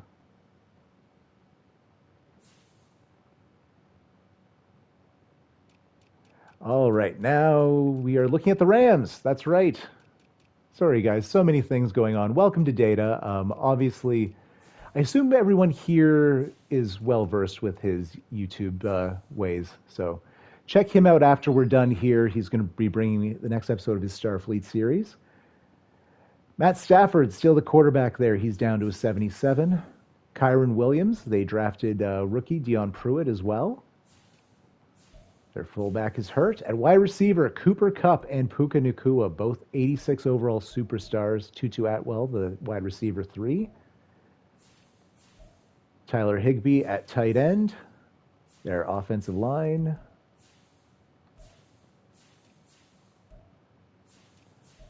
Pretty good.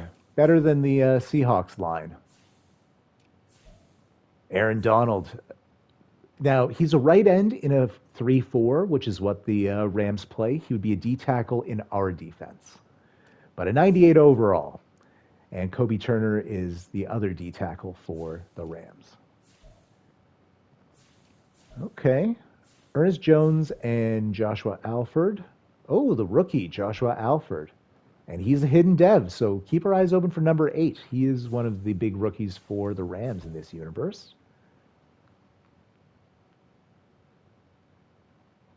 Byron Young.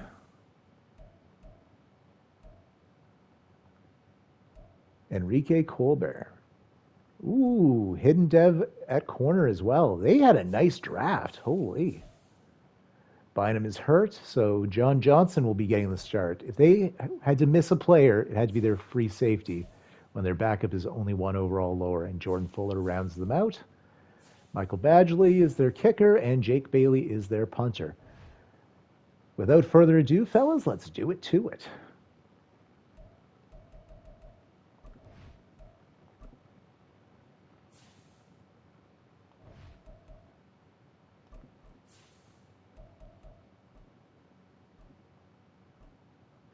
We will kick, and we will go with the wind.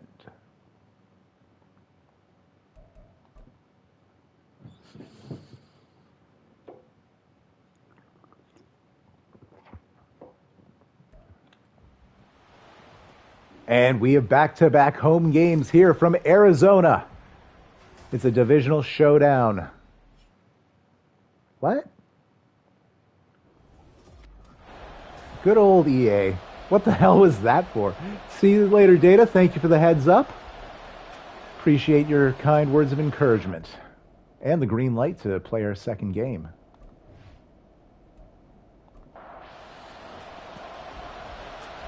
We will have the ball starting the second half.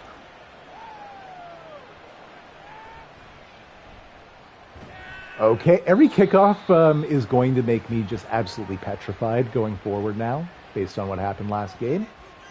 Let's see what Matt Stafford did in week 1. They did win their game. Ooh, about 66%, 2 touchdowns and 200 yards through the air. Had a nice game.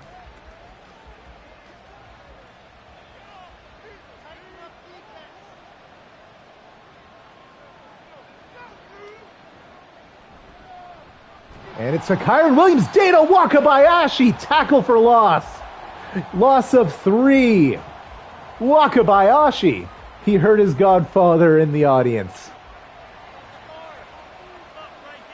That man is going to earn himself some playing time when our injuries are healed up. Incomplete pass. Stafford's 0 for 1. We get another look at Data. The reason he's number 79 is a Star Trek reference, 7 of 9. Also because, Opie McAfee was a player we created. Sack by Eric Armstead, his second in as many games, and we have a 3-and-out to start the game, including 2 tackles for loss. Armstead, early MVP of the D-line, which I would have definitely not expected. Huge 3-and-out, making them lose 12 yards. Right, so we had 10 draft picks. One of them was McAfee, which he was a normal dev, but he was created, so I don't really count him. Of the 9 players I knew nothing about heading into the draft, we had 7 hidden devs. The last being Data, so he's 7 of 9 as well. Jake Taylor also threw for about 60%, and about 30 more yards than Mr. Stafford did week 1. No touchdowns, and did throw a pick, though. Jiggles Jake from the 45. Oh, Tiny Stolars, TFL, Aaron Donald, just trying to erase Tiny from life. Interesting that Tiny got the first touch of the game. He only touched the ball once in our season opener. Oh, incomplete. Taylor was starting to get pressured. 3rd and 12. Geez, we don't want back-to-back 3-and-outs here, guys. Come on, let's convert. 3rd and long.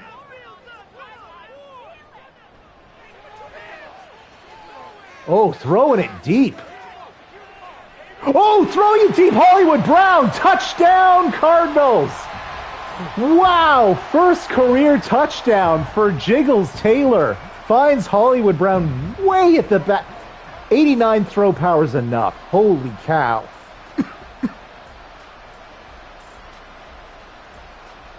That's Hollywood Brown's 95 speed there, just blowing the coverage. And it's a quick. Well, we'll see. We'll see if Dicker can convert. Indeed, he does. A quick 7-0 lead for the Cardinals. Setting my goal as 6 wins might have been too low. Smoke Monday with a big tackle on the 21. And we have full momentum already. Oh, so there's 4 different types of development. Hobbsy, great question. The 4 different development types are normal, which they will take the most XP to be upgraded. There's Star, which they develop more quickly than normal. Superstar and X Factor are the 2 most rare. Also, when players reach certain overalls as Superstars or X Factors, they get what in the NHL games are basically the zone abilities. Most players are normal dev in the game. So the fact that we got an hidden dev in the draft, what that means is they will be somewhere between Star and X Factor. We don't know until they play 500 snaps in the NFL. So when I say hidden dev, it means they're somewhere between Star and X Factor. We just don't know what they are until it's uncovered. That's a cool feature, I think, in the Madden games, where you don't know exactly how good a player is until they've played, I don't know, like 7, 8 games. Then you have a bit of a better idea. Nice tackle by Cottrell Clark. All right, 3rd and 4. Big stop here, guys. Let's get it another... I don't think we got a 3-and-out. I was too busy explaining one of the weird mechanics of the game. But generally out of the draft, you want... you're going to get some normal dev players. The fact that I had 7 of 9 is absurd and insane, and I think the best I've ever done. We are not going to be doing that often. I would have been happy if we had 4 of 9.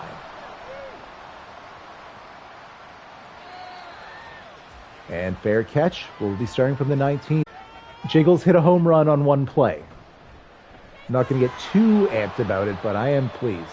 Only gain of 1. First touch for Robinson on the day after running for 125 last week. Yeah, I find a lot of the stuff in the NHL games. I'm hoping that the chat stuff pops up. I wasn't just reacting to people. Lessons will be learned. Jeez, only a gain of 1 for Robinson. He's had a tough go of it. Aaron Donald, difference maker as a D tackle.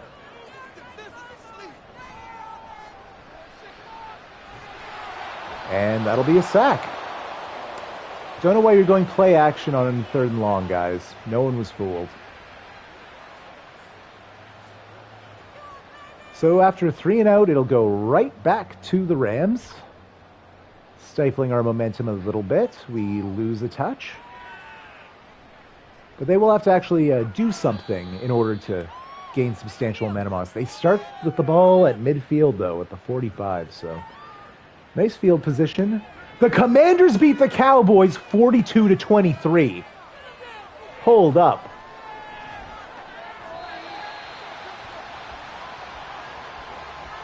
Wow. And the Jacksonville Jaguars beating the Philadelphia Eagles. Shocking results so far. And Owen with a tackle for loss. Kyron Williams, 1 catch, -1 yard. That's what we want to see, guys. Keep it up. 3rd and long. Get a 3 and out.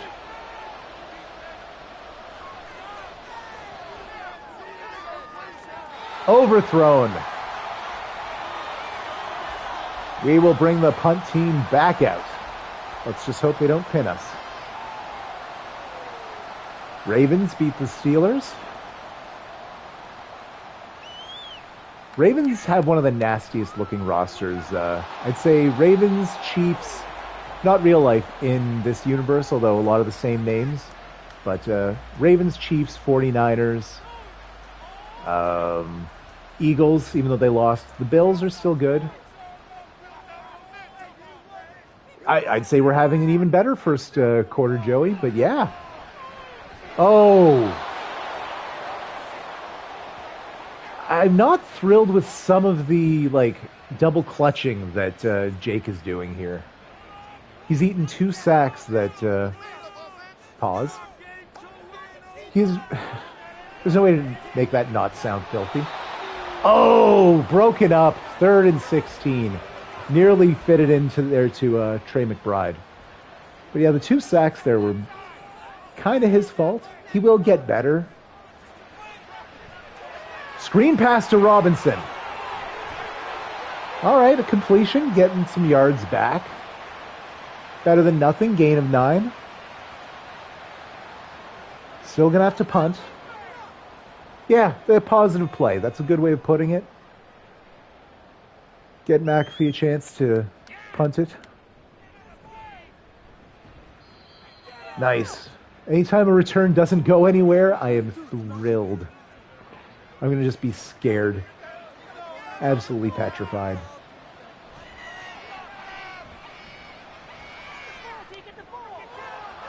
Wow. Oh, and that's to their rookie, Pruitt. Pretty interesting. I like what the AI did there for the Rams. They drafted a receiving halfback, one of the better backs there, to go along with the power back in Kyron Williams. So we'll actually probably see both of them in different sets. Kyron Williams gets the first down, as we see there. They turn to him in the short yardage situation. 3 tackles for Data already. Have yourself a day, Bello. And that's completed to Cooper Kupp. Brought down by Kalen Barnes. Brian Allen's going to go down with an injury. First catch of the day for Cooper Kupp.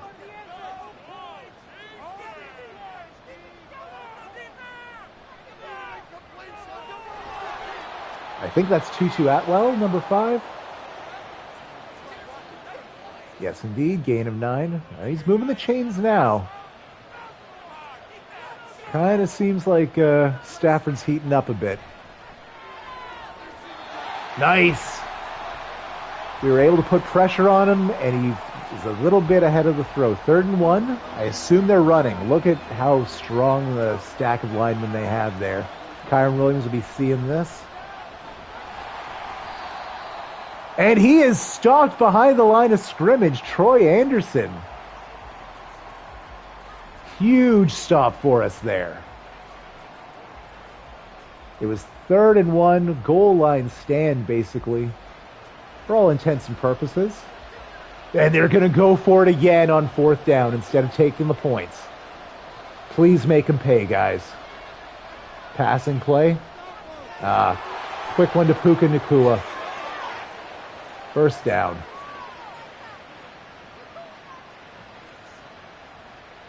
The excitement was short-lived as they convert on 4th.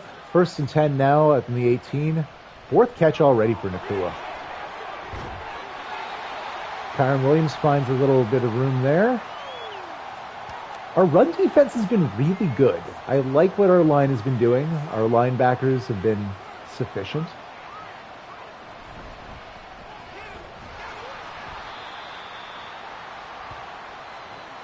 They're just pounding the ball here.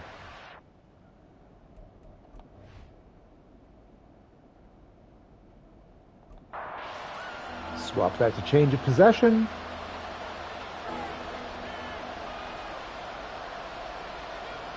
Let me just check how we're doing for time. We might fast sim a little bit. I'd rather not.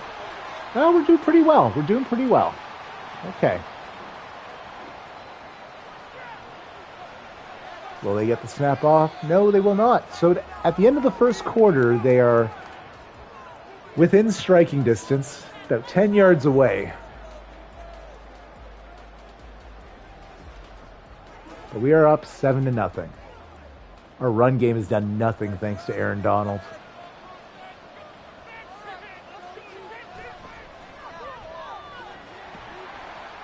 Flag on the play. Be against them. Be against them. Push them back. Yes! RN Jesus shined on us. Send him back 10 yards. 1st and goal on the 16 now. If we can hold them to 3, I would be elated. Fumble. Oh, when they land on it. Hobbsy forcing the sack and the fumble. First sack of his young career for Lobo Hobbs.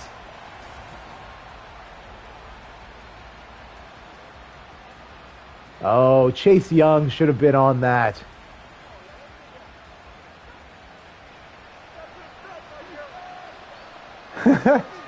Second and goal on the 28.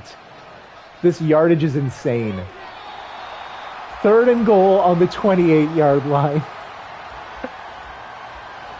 They got pushed back so far due to the penalty and then the sack fumble.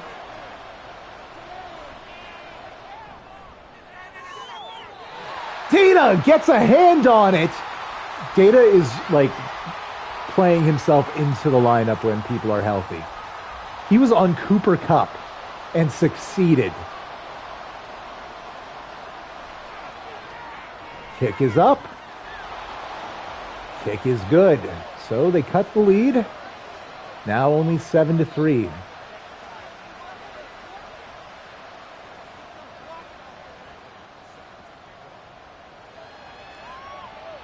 Welcome to those of you just joining.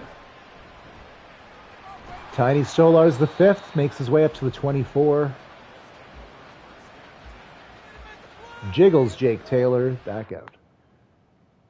Yes, Hobbsy, everyone in our fantasy football league is accounted for in some way right now. I did go over the roster at the start of things, so once I get this uploaded to YouTube after, we can, anyone interested can have a look-see. I assume we won't have time once the stream is done. Right, once the game is done, because I want to give Data enough time for him to cook. Robinson couldn't break the tackle. 3 rushes, a single yard. I don't love that it looks like Aaron Donald is on our backup left guard. Finds the window, Brandon Ayuk. First big catch for him since joining the team. 22-yard gain. And getting past the rookie corner, Colbert. So right around midfield now, jiggles Jake Taylor. Takes the snap from Bill Dautrieve. And finds Hollywood Brown again.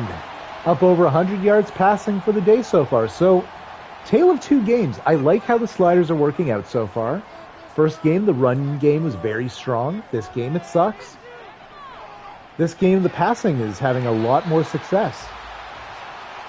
Finding Jamison Williams, gain of 8 yards, out of bounds, stopping the clock. Full momentum for the Cardinals now. And gets Hollywood Brown. Nicely done. Jiggles has put together, I think, 4 straight completions. And this wide receiver trio is pretty strong.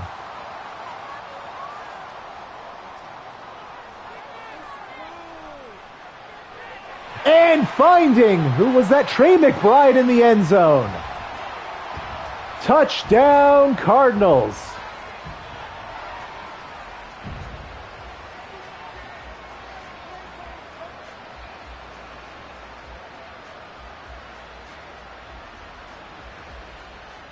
That was just well done. Honestly, I cannot believe how well these first 2 games have gone. Now, the Rams are a decent team. The Seahawks didn't seem all that terrifying to me.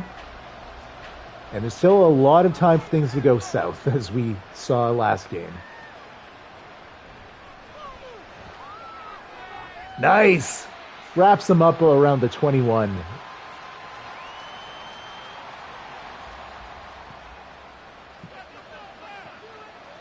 Momentum firmly on our side. Oh, audible's being called here. Stafford getting crazy with it. Stafford getting crazy with it, getting sacked by Hobbsy for the 2nd time today. And we have 3 early in the 2nd quarter. We are looking good for reaching our goal of 5 on the day. Screen pass, can't complete it. Hobbsy is looking like the defensive MVP of the game so far. Still very early, but he is cooking. Incomplete! 3 and out. The Trench Hogs are doing their job.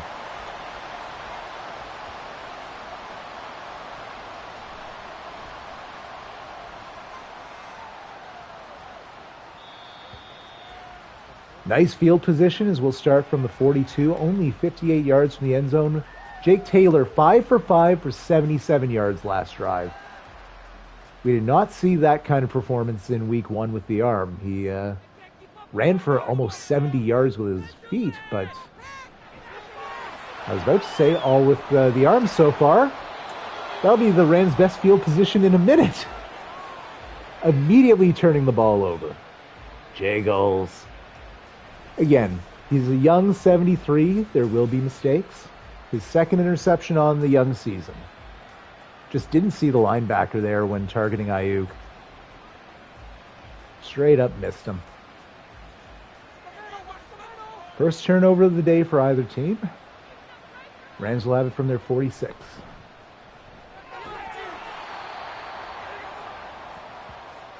Gain of 6, finds Tutu Atwell. See, this is how quickly things can change. We were looking really good, and now, uh-oh.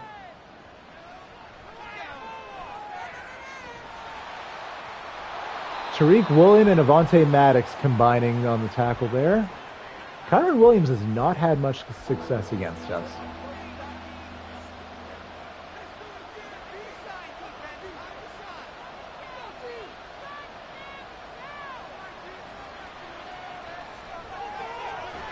And I think that's good enough for... No! 4th and inches. Let's see. Will they will take the points. Interesting call here. Kick is up. Did they miss?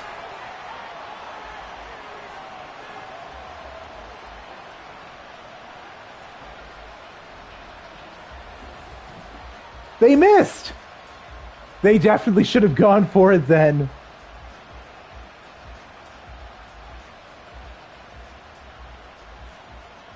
All right, well, we get the ball back on the 43-yard line now. What a bizarre series of events.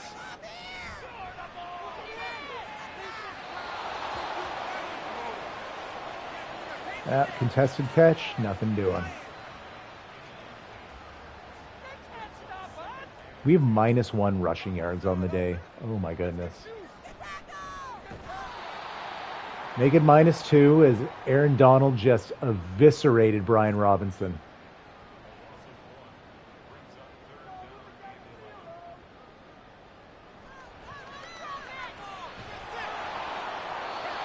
Well, I like the Jiggles threw the ball before taking the sack. That was smart. That was a high IQ. 3 and out, which stinks, but it's quickly just turned into this big defensive stand. Oh, down, get that, get that. Oh, it just barely makes its way to the end zone. A nearly perfect kick. Not sure what the punt team was doing, not trying to bat that one down. 5 minutes left in the half. Still up by 2 scores, 14-3. First down for Stafford as he connects with Cooper Kupp.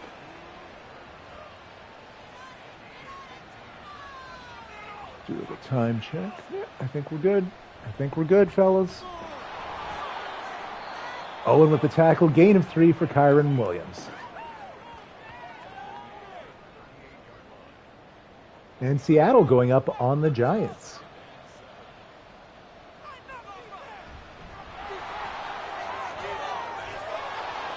And Kyron rushes for a first down. That's his first big run of the day. Right at midfield, the 50-yard line. Come on, guys. We're going to let them stand on our logo?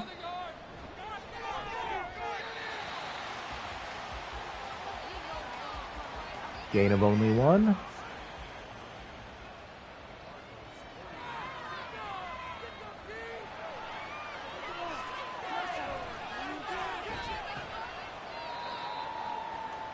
Gain of 4 for Stafford. He's been kind of a check down master as of late.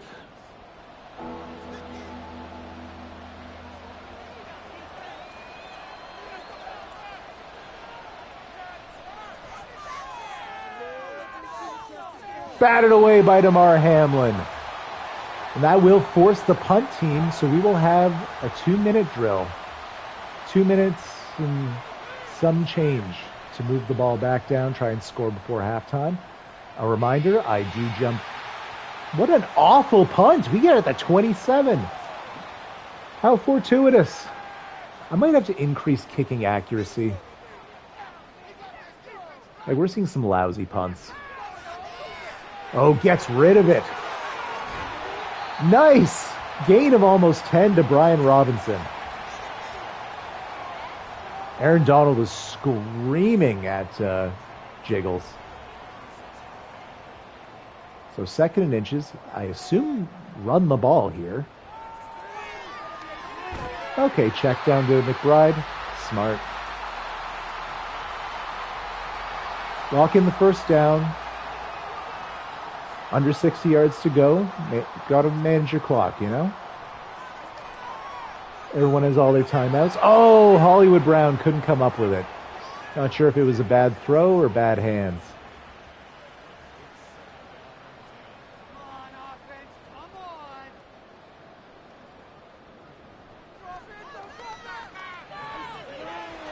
Finding McBride again. That'll be another first down for the Cardinals. Oh, Jake getting a little creative here, calling the audible.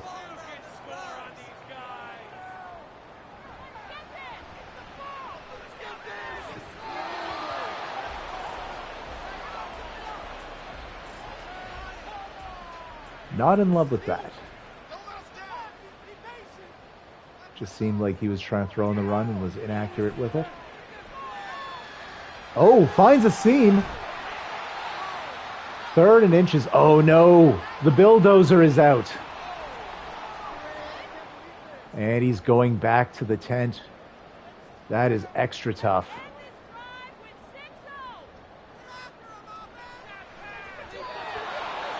And 4th and inches. Why would you not take the points? They're seriously going for it. And I am terrified.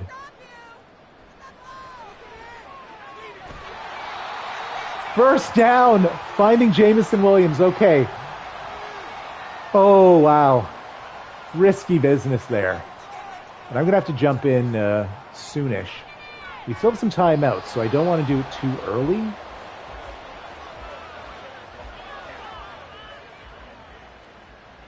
Once they use their next timeout, I'll jump after that.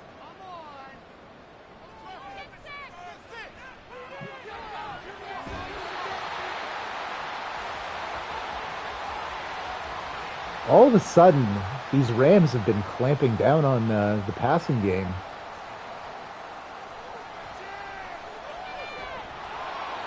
And he gets sacked. Huge loss there. So Dicker's got quite the boot ahead of him here. Kick is up. And Dicker, the kicker, remains perfect. Long field goal. I think that's probably in the 50-yard region. 17-3. We'll take the points.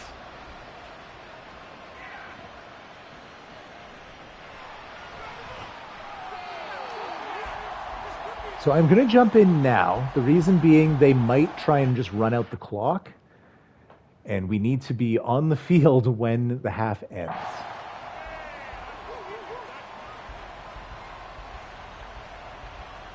Coach suggestions. We'll just do this. Yeah, linebacker blitz. You sound good. And I'm going to use her as Hobbsy because he's having a great game.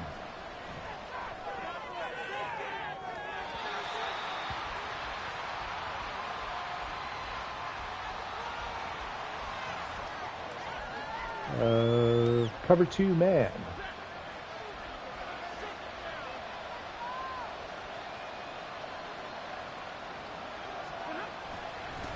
There, see, running out the half. This is what I expected them to do on the last play, potentially.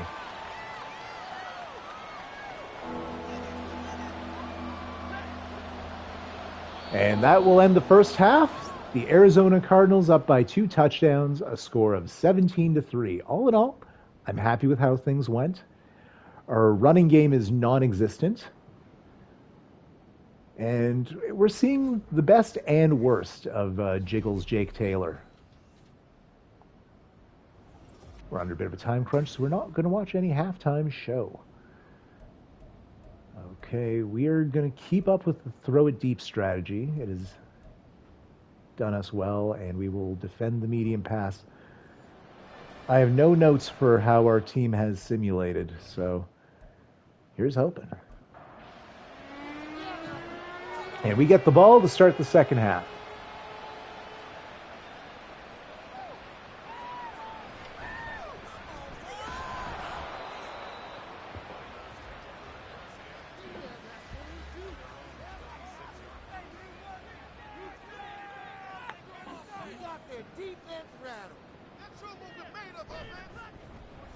Robinson starting with the carry. 3 yards. His best run of the day after just a dominant week last week.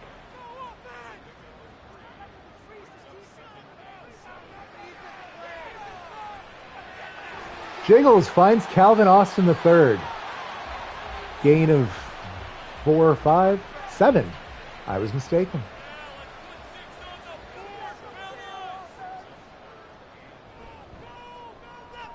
And the read option. And Jiggles, wow. He's our best runner so far today, too.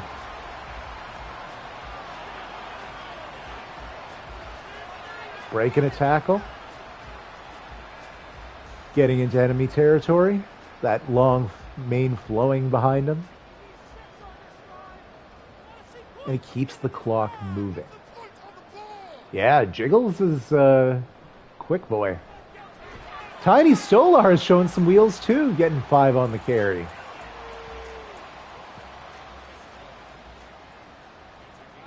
So we're seeing more of a shared backfield with the snaps after Robinson just dominated in week 1. Jeez, he is not dominating this game. Averaging half a yard. Aaron Donald is just locking us up.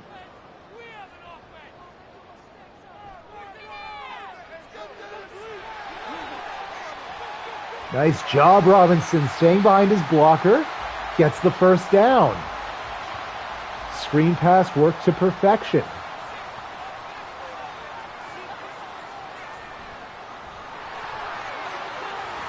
First good run for Robinson. 10 plus yards on the carry.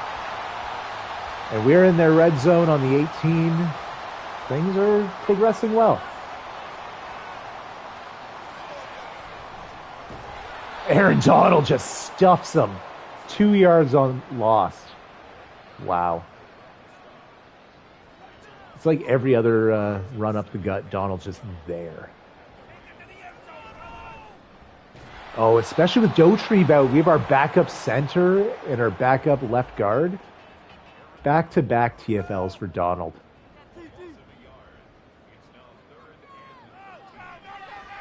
He's literally being double-teamed now.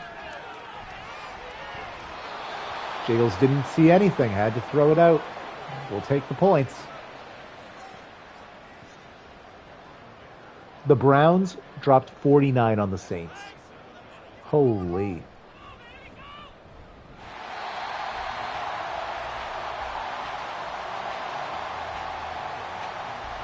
Well, we killed 5 minutes on that drive, which is all part of the maintaining a lead thing. Now a 3-possession game.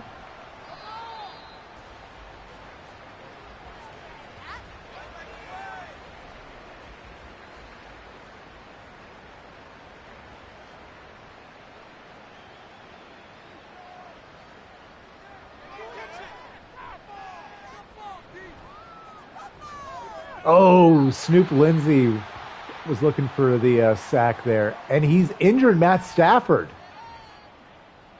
Oh, I've never seen that animation. I don't know if that means he'll be back soon or not. So I guess Jared Stidham is back there? What fun. Picked off. That's DeMar Hamlin. Pick 6, DeMar Hamlin! He was a legend in our Houston Texans series last year, and he's right back up. The best possible 70 overall with the pick 6.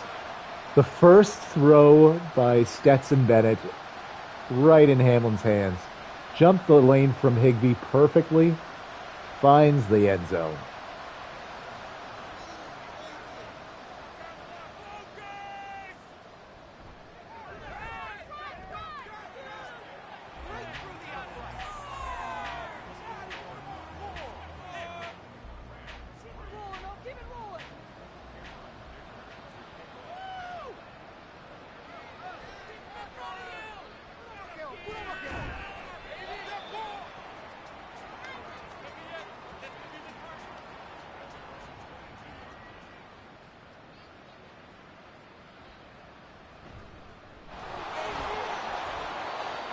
There's BJ Ojolari. Feel like I didn't even say his name once in week 1.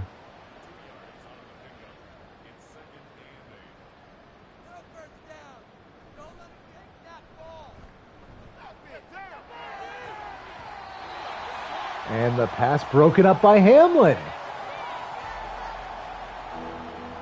Man is looking good.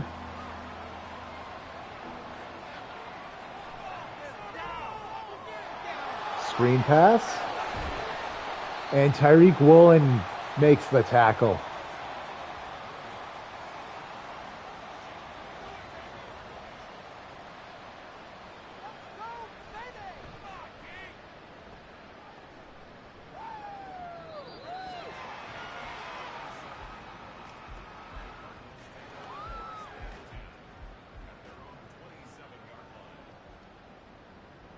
I'm going to check how we are for time. We have a pretty good lead, so I think I might do a little quick sim.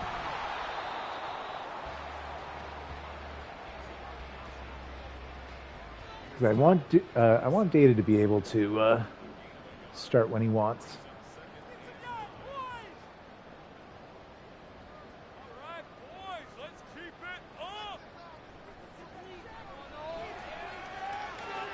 Oh, finding Brandon Ayuk. Touchdown Cardinals, and the Cardinals have taken flight. Brandon Ayuk, his first touchdown with Arizona.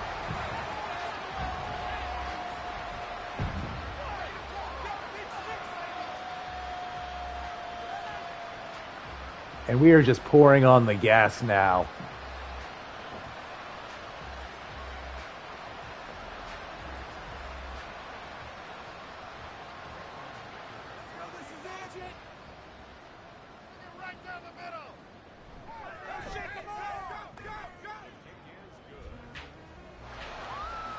So 34-3, I am going to speed.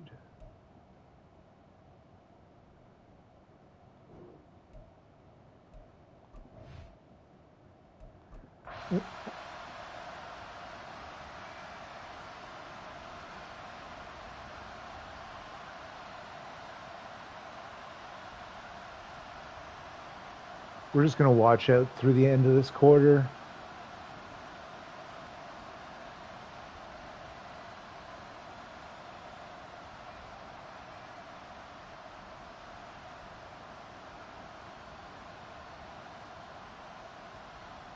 Oh.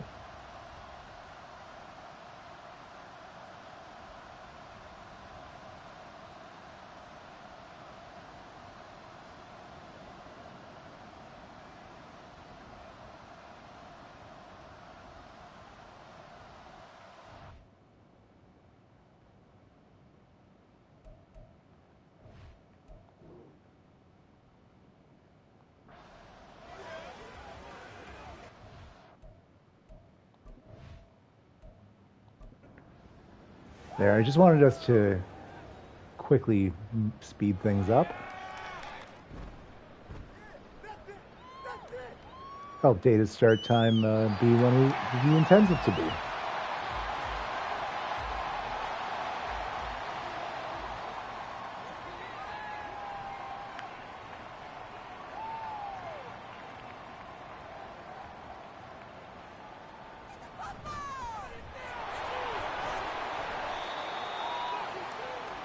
And Thompson with the tackle. Nicely done. All right, yeah, I think we're nicely on pace now. Killing that little bit of third quarter clock.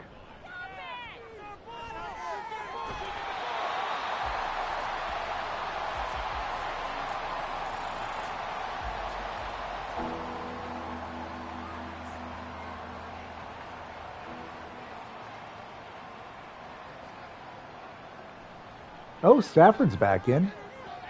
Didn't even notice. Oh, that probably happened during all that time I simulated. They're going for it on fourth down.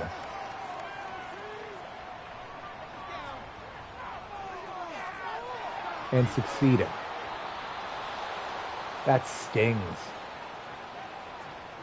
Fresh set of downs. Cooper Kupp with a big catch, basically doubling his output for the day.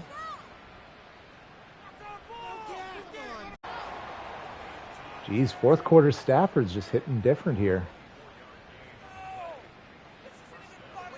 All the way up to the 32.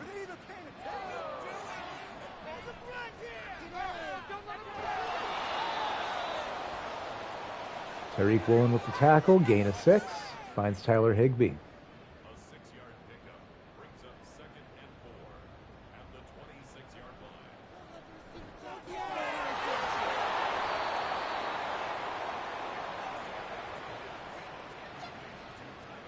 Another first down.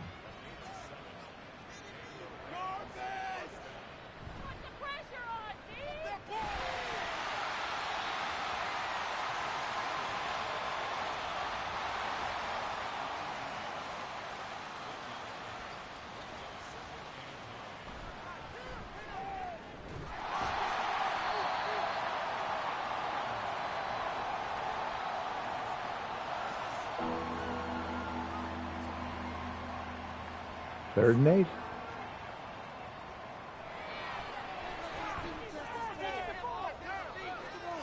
Batted down. Tariq Woolen is all over the place today. And going for it again. 4th and 8, though, on the 17.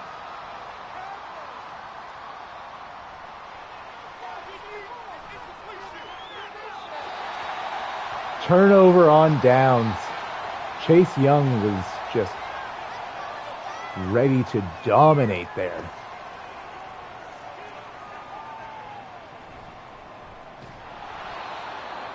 Jeez. Aaron Donald is just nasty.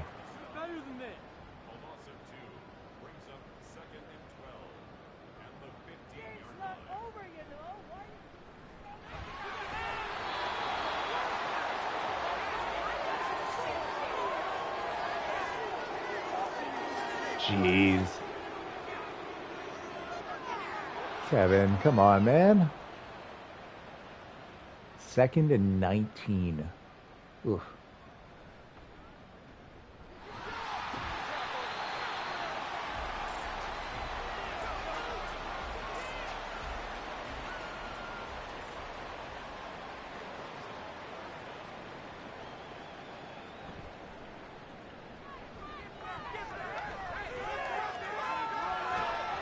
Jake, why would you not throw it away? He's shown he can throw it away before. Oh, we haven't picked up a sack since like the 2nd quarter. I just saw that the sack counter was 4-3.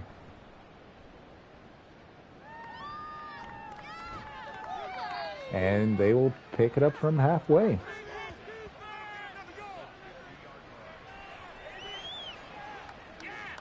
Oh, the Panthers lost a tight one to the Falcons there.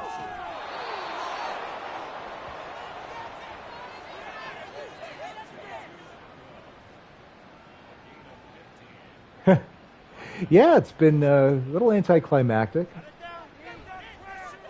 I guess just all the action was in the first half.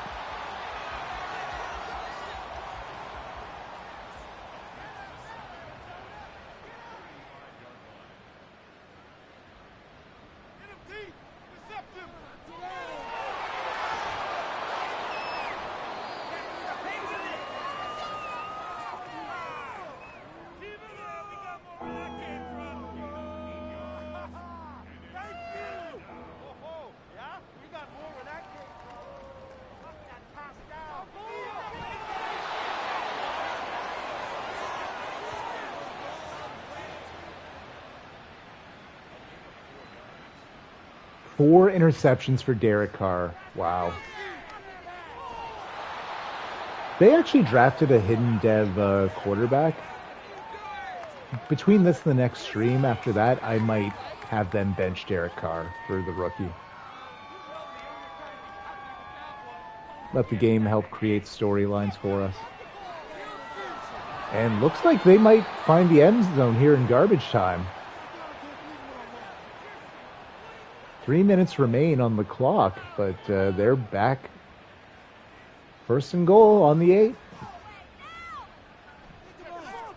Will he be stat pad for this week? Gain of 6. Data with another tackle. Oh, garbage time is when the game's result is a foregone conclusion, and you can put up empty stats.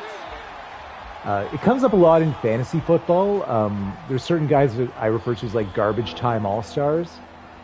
They're bad teams, good numbers players. Like there'll be receivers on teams that'll finish like 2-15. That'll have great games because, well, it's lax coverage when their team's already losing by 3 scores. Picked off! Jalen Thompson!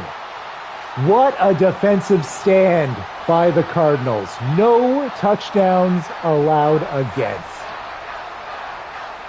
Our 2nd interception of the day. Picking the lane from Tutu Atwell as we get a zoom in on his butt. Nice camera, EA.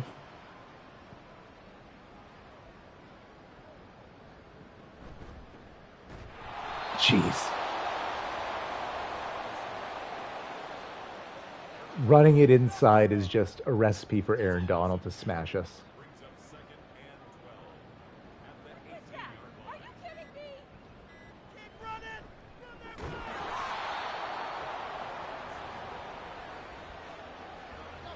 Donald has 9 tackles.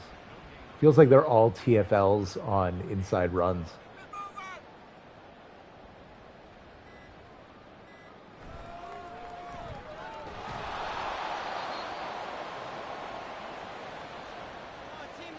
And I think that is ball game. Indeed, it will be. Why would you not hold on to it? The game is over. If they score here.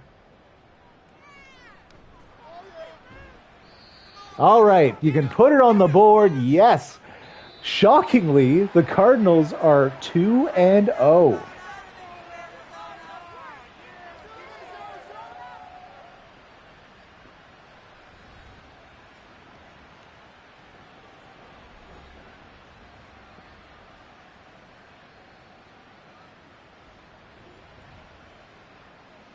All right, let's have a quick look at the old stat sheet.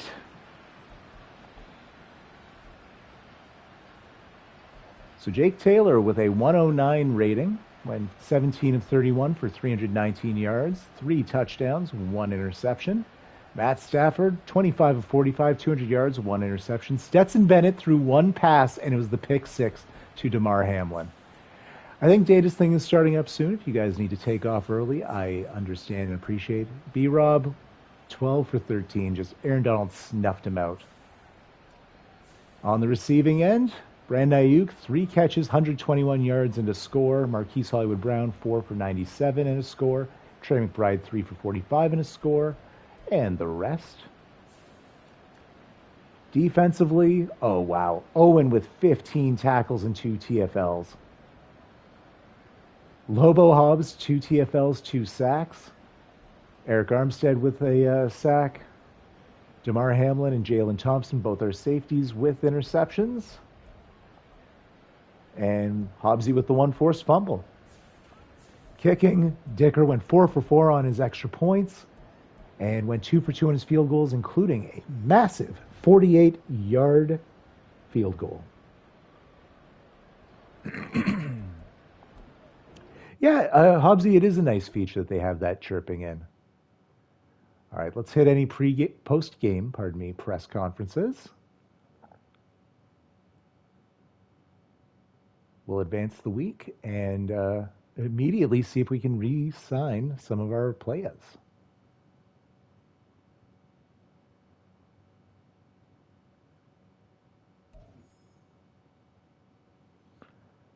We came just short of the 350 offensive yards. That is tough.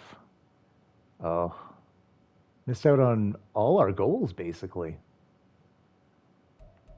Although we have upgrades galore for when that time comes in a few weeks.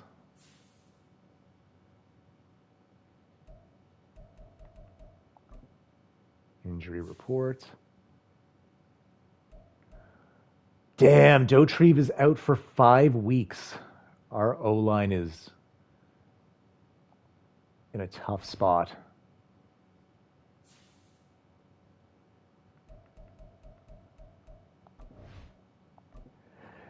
All right, we'll get things wrapped up. Our next episode, we will be playing for sure against the Chicago Bears, reigniting the oldest rivalry in the NFL.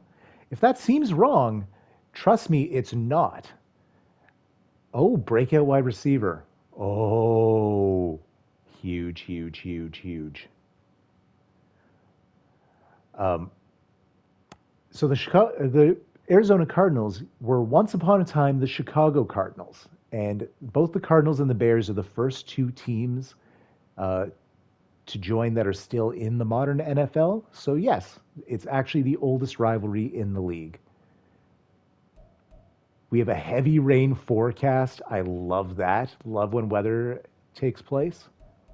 But before we get into anything else, you know what? Let's find out who the breakout wide receiver is. So we'll have something to look forward to next game.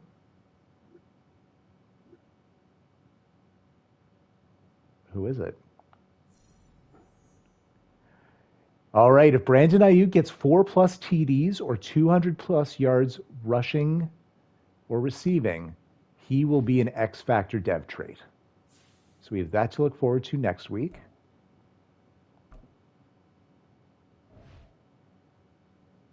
And let's try and re-sign him, like right now.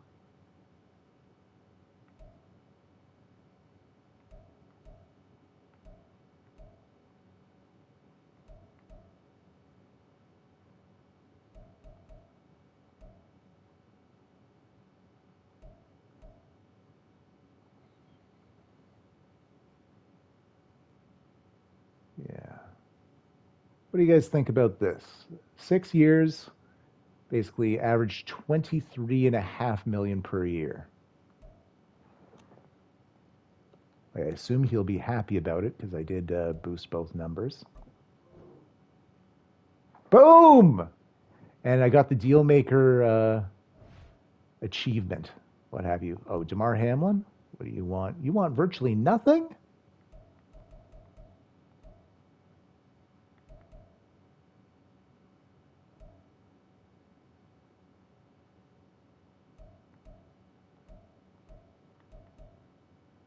We'll offer him 7 years, 21 million total.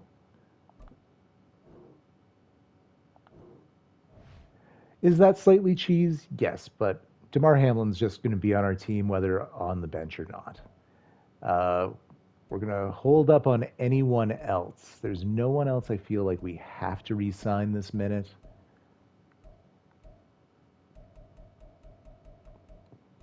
Yeah, everyone else is short-term guys.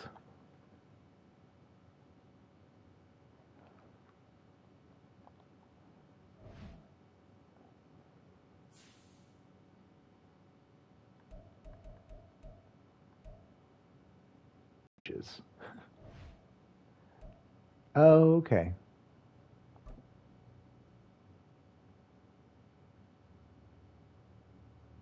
I don't know where you're bringing me.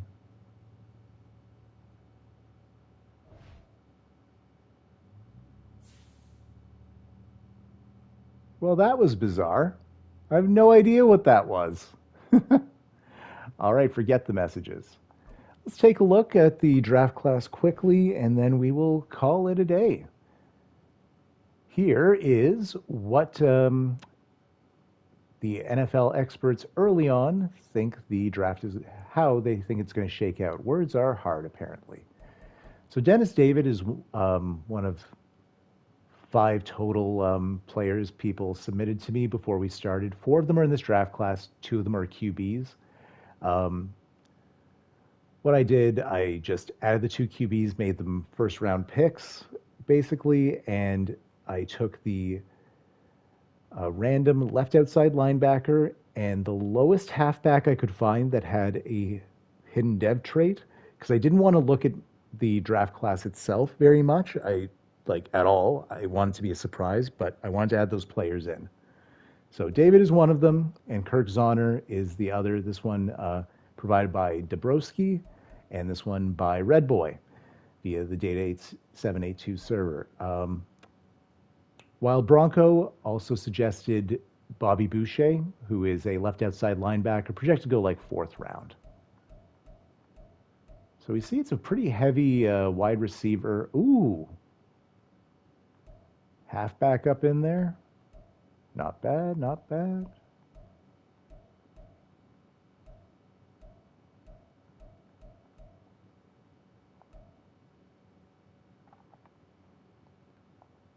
All right. Let's see, is there anything else we need to do before we carry on? Regional focus scouting. Yes, I'll do the focus scouting here.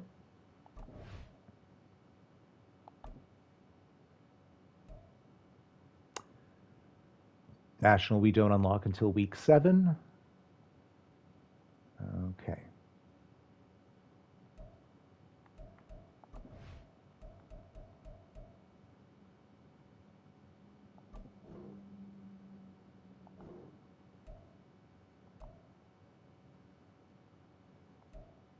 We're doing defensive tackles for this area.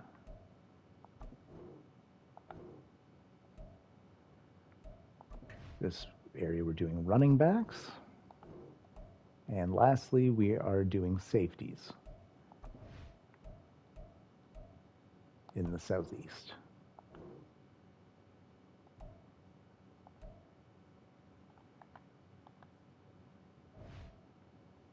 All right.